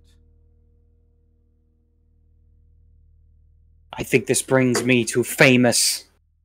I think it does too. You 6,000 gain 242 this. 7. 8,000. 7 plus 8,000? You have 8,000 glory? What the fuck? 70. Yep, that just takes me over. I and am at Virgil, or rather Black Dog. 8,049. The Black Dog. The Black Dog. The Black Dog. Dog. Add 70 to whatever you had before. I recorded it in Glory Tracker for posterity. Black Dog. I got my own separate track too that I'm keeping track of, so we'll have to keep Mhm. keep each other honest. Also, fun fact, Virgil now has 5,022 glory, and when Perrin died, he had 5,500. So Virgil's in a very short amount of time has almost caught up to Perrin's level of fame and renown. So that's actually pretty impressive. Out of curiosity, but never mind, it wouldn't change anything. I get a +1 to one thing of my choice. Love, Sword of Victory. Love, Sword Yay. of Victory. Love, Black Dog. Love, Black Dog. Black Dog. A dog. I'm gonna add curious one as to my that spear, accent. making it a 25. It's French. I'm adding +1 to my spear, making it a 25. Okay. Ooh. Let's talk about something. Are we landing any of the PCs in a Castellan role that isn't already like is Virgil going to be a Castellan? Edric would be fine with it. Do you Well, have no. a No. thing that you want to reinforce? No. Oh yeah. Yeah, I'm not proposing it. I'm asking you. Is this Oh what yes, you do? that's me saying to you, Liam. Edric would be fine with it if you had a request. You do have 2 castles basically already, but I mean, the more I things do? that goes to allies of the, don't you? Don't you also have the one that what's her name kidnapped your kids to? That's not a castle, It's not a that's a castle. manor. It's just a manor. Yeah. Oh, got you. Castles are way cooler. Well, Mm. here's the thing. Do you want a Castellan ship? Yeah, absolutely. Well- Give me 2. Fuck. Are you giving Duplain and Till's Head to them? Yes, Edric is. Yeah, you got all the ones that you promised are going to the people that you promised. It's also what's his face, Yeah. the other dude who won the Castellan ship. Yeah, let's ask this. Are you okay if we go back to the map for a second, Bob, and you tell us which ones are now off limits due to being promised? I know Yeah, a couple of Edric's things not that- breaking any. This is gonna get Yeah. spicy. So Mm. there's I- devices is currently held by Loof in an informal capacity. Yeah. How informal, but yes. Well, it's up to you If guys you- to figure that out. If you replace him with me, that might not actually start a war because I can start. Actually, not a bad idea. Yeah, I can actually start. Fucking like, hey, we didn't actually. like, take the territory. We just replaced the guy that was there. You know. That's a very good question, because how informal, how fragile is that grip? Because if I can get someone that I know in charge of that, It was not a formally held title. He's not a Castellan. Mhm. They've been looking after a So, yeah. vacant castle to make sure enemies haven't been taking it over. We didn't know that that was up for grabs. We just, that there was nobody is holding the now. title, so we put someone in the title. Mhm. What else? Out of curiosity, what else have we got? Yep. So there are all the ones. I actually posted them down here, so that makes it easy. We've got all of these are empty until we populate them. So Till's Head will go to Duplain goes.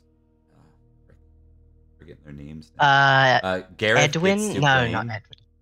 Gareth gets Duplain. Mhm. Erwin gets Till's Head. That's Okay. right. And the rest Yeah. are open. There was one what more about- promised, right? There was one more, yeah. I think it was the Mir. Yep. Yeah, he didn't did ask for they a specific want? one. Yeah, he just he wanted didn't the ask for Castellan a- ship. Yeah. But there's plenty of places to pick, right? A lot of dead guys. They're on A lot of dead guys. They're here. You can see them. Ah, there you go. Ooh, perfect. No one Let's would take- accept Abel as a true Castellan ship. Just so you know, like Yeah. if you're being What like, here you go, bud. If you a- give that to Mir, like that would be a slight. Just stating it out loud and Yeah. be like, What a diva. No one's ever heard of Mir before. right. I'm looking tempted. at this. Yeah. Yeah, no. So speak your thoughts first. Where is Warminster? Because what I'm looking at is strategic locations, and I don't know where Warminster is. Me either. Let's see. It's one of the ones I don't know. I don't see it. Might not be on this map. Yeah, it might be in a Oh no, forest somewhere. Warminster. Yeah, there it is. Oh, it's in the it's in forest somebody over else's Weir Side territory. 100. Yeah, it's in Summerlin. Oh, there it technically. is. Yeah, that's right, Alice. right near Duak. Yeah. Right near Duak. So that one would be valuable strategically if they hit Summerlin, but if they hit Summerlin, they don't need to hit us. And besides, we'd also have Vagon representing the same role Yeah. that Warminster does. as much Warminster as is the thing with Warminster is we're gonna go to war. We're gonna have conflicts with Summerland because technically within their lands. as much as I think Virgil's been making efforts along the southern border, I really do think the smartest choice for us is the one that I can't pronounce. Devises. The Vizier. So yeah, I'm very tempted, not just because it's the best one, but because it neatly sorts out the problems It's pretty that funny. Virgil's been having. It Yeah, is once he's extremely out of there, hilarious. once he's out of there, it's much easier to assassinate that man, or sorry, execute that. Kill. Edric knows exactly what you mean, and honestly, totally fine once you're holding it in a more official capacity. Mhm. Of course, we greatly Mhm. respect and appreciate the work that Sir Loof has done into maintaining those borders. But obviously, we have to move some pieces around. For the Mir, I really do like the idea of Warminster, but it's not good real estate at the moment. Where's Wilton? There's Wilton. Wilton in the southern border, near Sarum. Where is the Mir's place? Where's Mir located? Yeah. One second. Let's do this. We'll move it here, and then we can delete it after.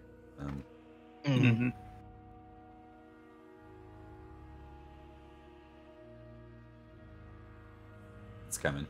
Takes a minute. Never. Oh! Ah! There's look out! A meteorite the size of Salisbury has just crashed into London. Crashed into Salisbury, no less. Oh, Mir.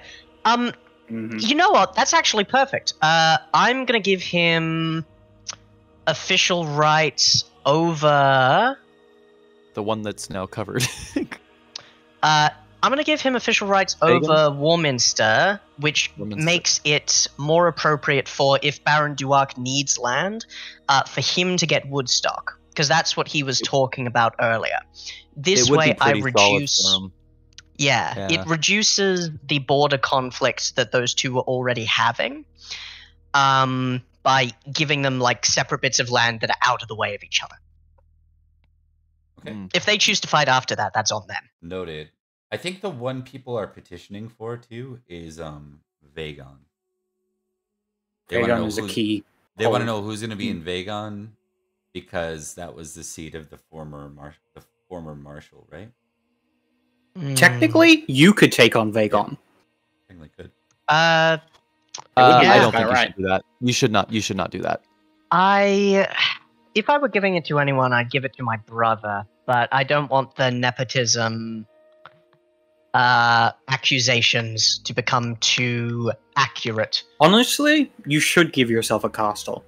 As a marshal, as the marshal, it'd be well within your right. Yeah, but he also made a lot of promises to allies about handing out castles. It was one of the reasons he got himself elected.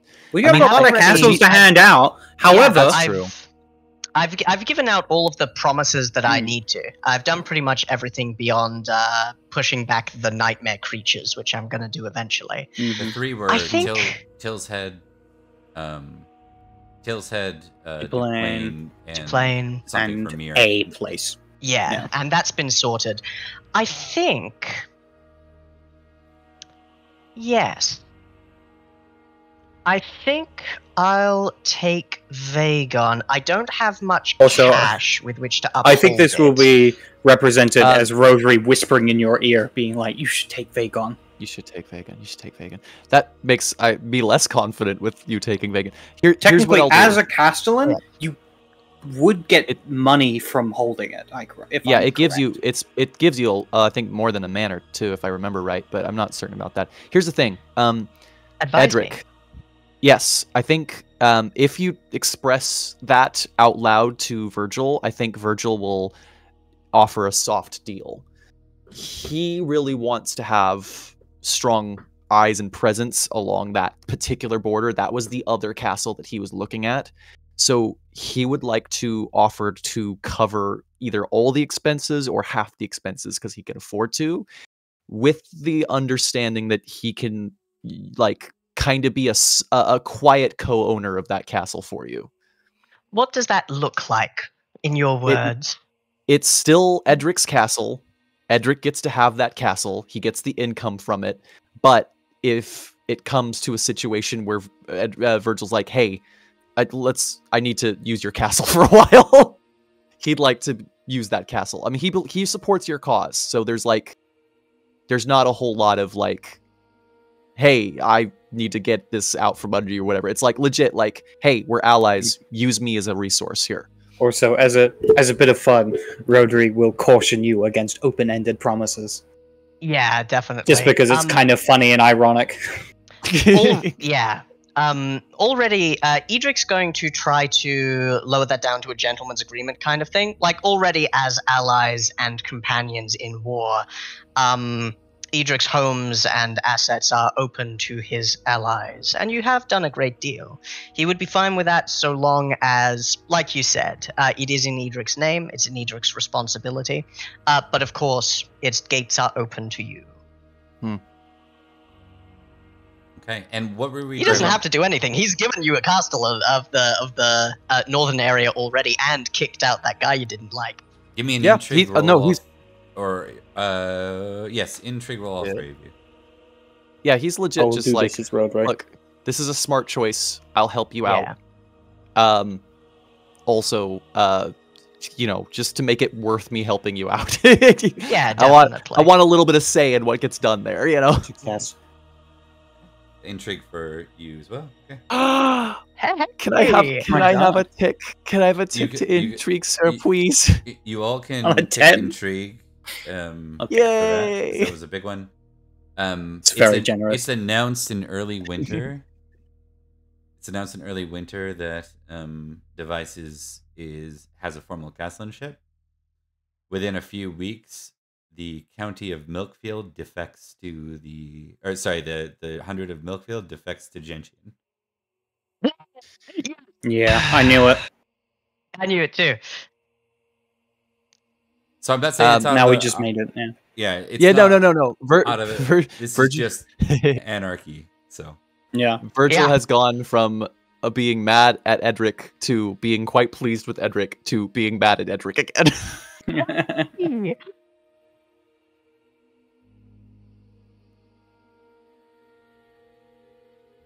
Hell yes. Well, will be cool. major plot for Salisbury. Yeah, Mhm. I guess we're gonna have to do our first war. I don't really want to, but whatever. I guess we gotta kill some knights. When does Florence go back to? When does he go to what's left of Cornwall, or where? When does he return to his land? Probably after winter. After winter? Yeah. Okay. Like early. Probably spring? once he Like just before. early Easter? spring. Early spring, late winter. Somewhere Okay. between then. Okay. As soon as he could leave, essentially. Give me a heraldry roll, and you can add a modifier of. Hold on one sec.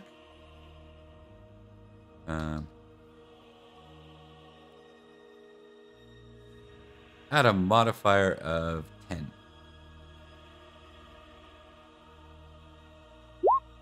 16. You see a retinue approaching this way, small one.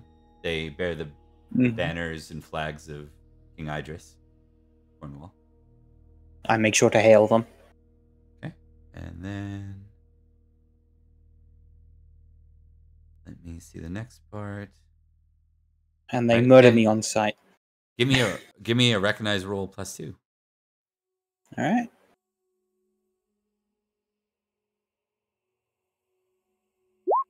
Yep, failure. Okay. You don't know this guy. Florence. Younger guy at the head of the retinue. They seem to be in a protection format around him. Sir Meliodas is leading the retinue as like basically the honor guard for this figure. Mm-hmm. This figure has the heraldry of Idris. He looks to be in his mid-20s, maybe. Mm-hmm. And he's approaching. They're approaching it kind of a standard pace, a marching pace. Yeah. On the road. Opposite way Florence you're would going. hail them, along with his own retinue, and would call out, "Sir Knights, pleasure to meet you along the road. I see you hold the banner of our great king."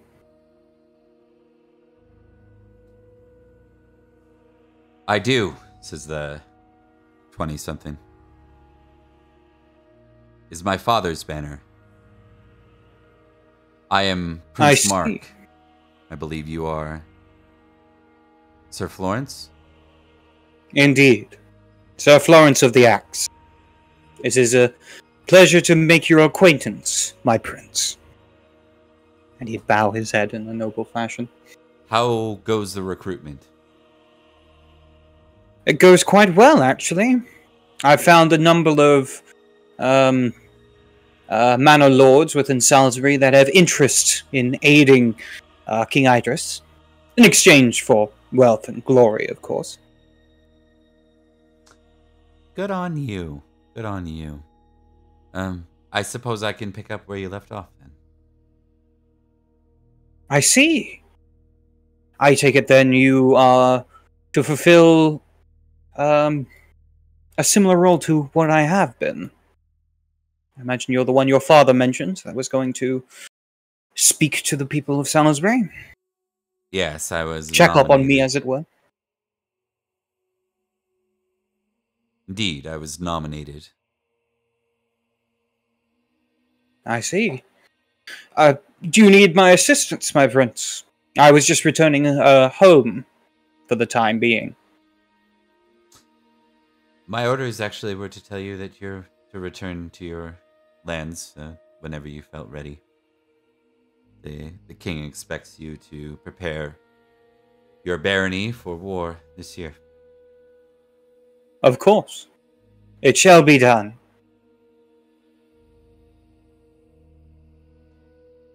Pleasure to meet you, Sir Florence. Pleasure to meet you as well. And should you need any advice with dealing with those of the Salisbury County, my ear and voice is always at your side. 1 sec.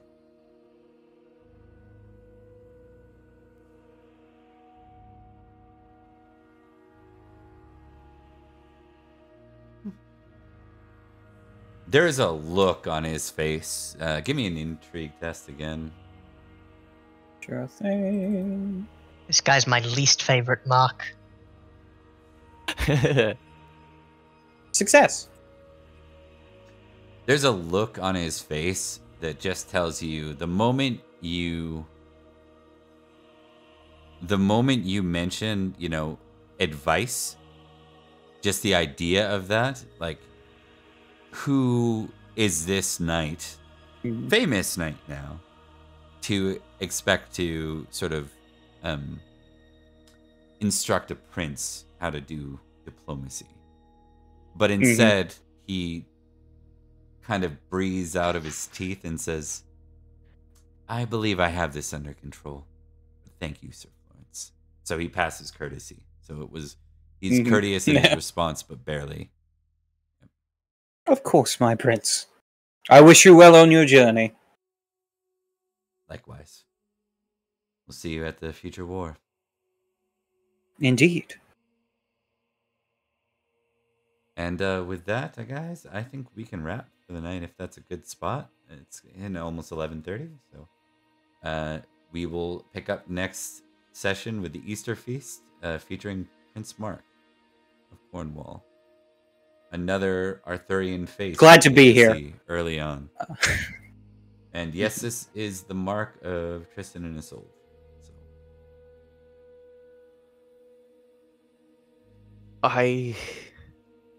Virgil, I've never felt more in touch with his emotions before.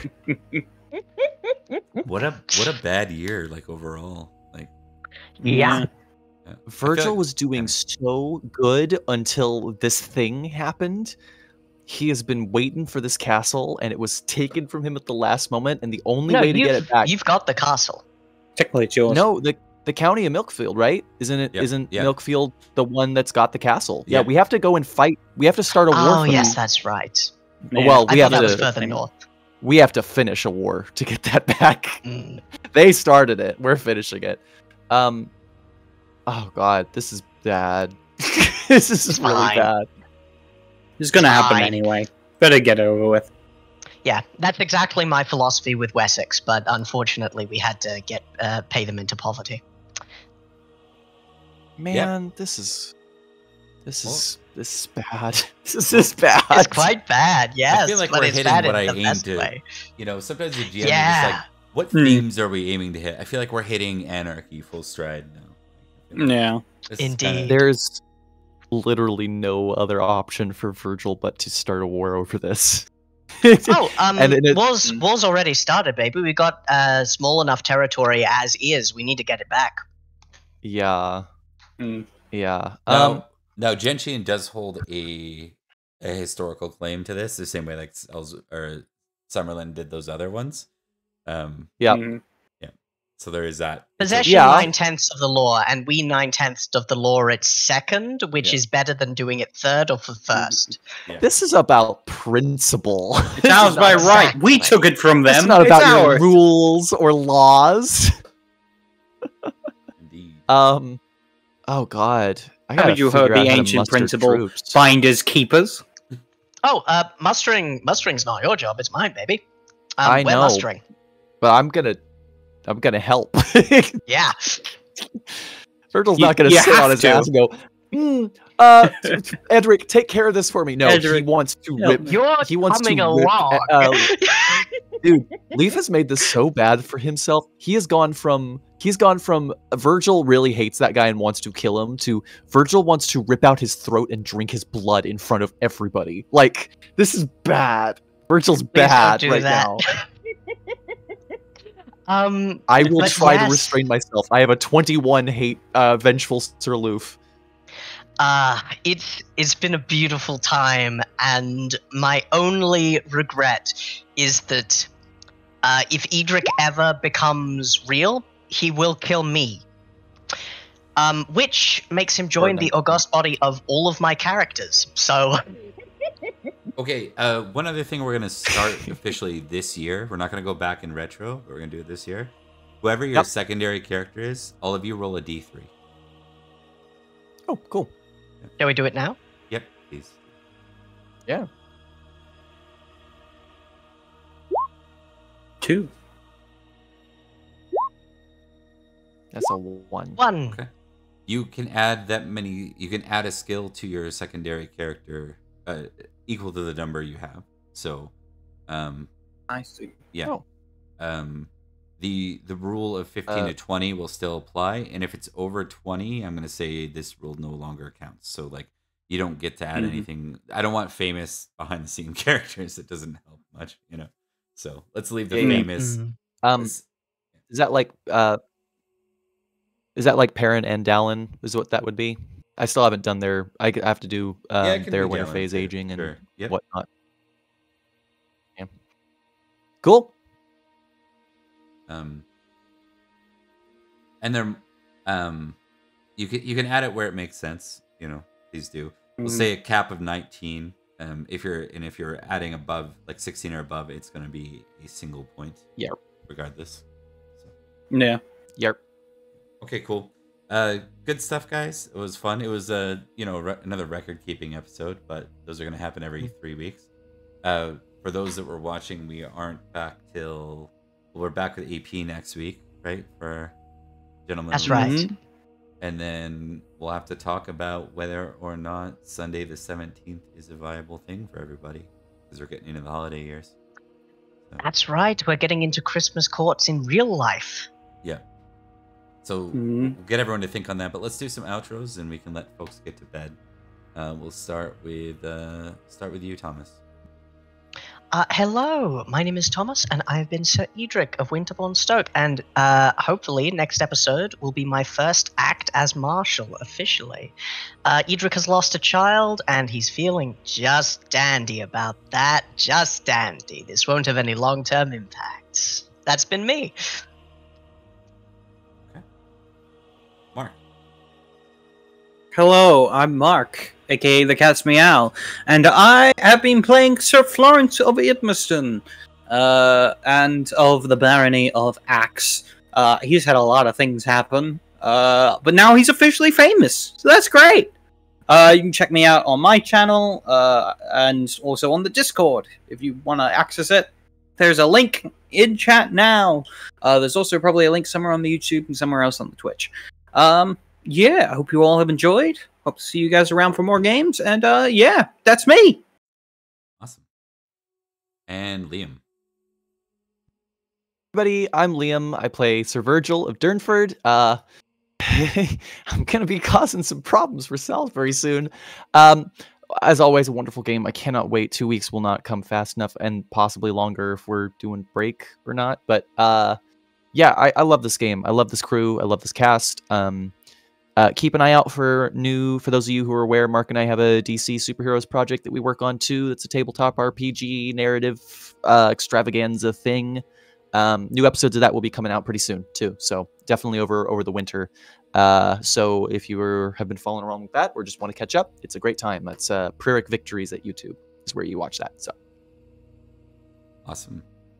All right, and if you're liking what's here, we're here every Sunday. We play a sibling game on Tuesday and another one on Fridays. That is telling anarchy from the viewpoint of a couple different places. We talk about Summerland all the time, and we hint at Scathlon. So we'll see more and more of that happening. We're here quite often. Feel free to pop in and take a look. We're going to end with a poll followed by a raid. So I'll get the poll up. And the poll is going to be, should we do more polls?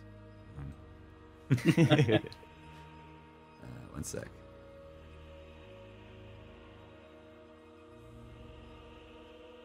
But if we say no, aren't we participating in the poll and therefore making there be another poll? Nope, that's not how it works. Oh, okay. are you going? F you. It's like pushing. It's like pushing no on the on a button that says, "Did you push this button?" Yeah. Yes, and then there's yes, but in red. Yeah.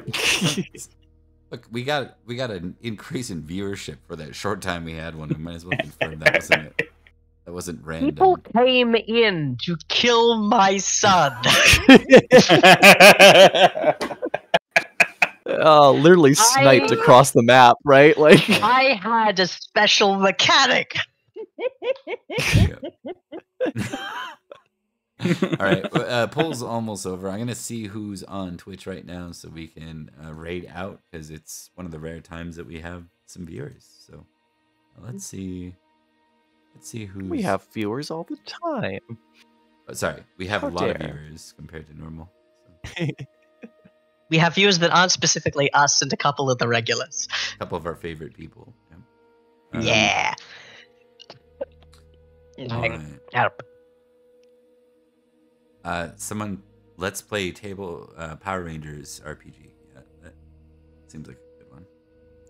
Hell yeah! Go. Rangers. Power Rangers. All right, and the poll is almost over. Let's see what the results. It's pretty unanimous. All right. They yearn for the child death. I got no FUs. That's surprising. Okay, so we'll find some ways. You couldn't even incorporate... tempt them with your joke. You couldn't even tempt them with the joke option. That's pretty crazy. Usually the rule of troll applies there. It's like if there's a troll option, people will take that over the actual option. Okay, let me raid out, guys. Hell yeah. See you everyone, and thank you for watching. Bye. Farewell. Let's get this going. Takes a second to raid, so apologize. It's all good. Oh, you know what? I hate to do this. We're gonna switch to roll stream because they raided me when I was live for 12 hours. Oh yes, that's right. We're gonna pay it back. Aw, that was nice of them. Oops. Yeah. Whoops. Not gonna be paranoid about that one. Oh, it turns out they're on live for 12 hours. That'd be great. Okay. Mm. We are raiding out. Bye-bye.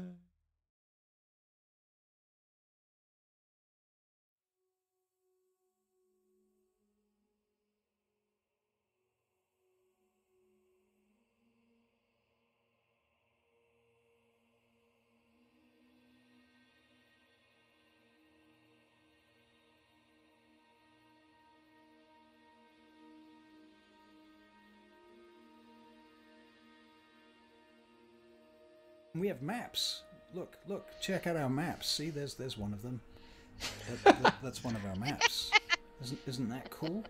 So, anyway, I'm being facetious. We'll come back to our main screen. Yeah, so, okay. Who has left their stream on? Says Darth Coakley. I'm not sure. It's not me. I'm not sure what that means. So, Mine's all off. yeah. Maps. Yes. Big Boy Brown 97. Welcome.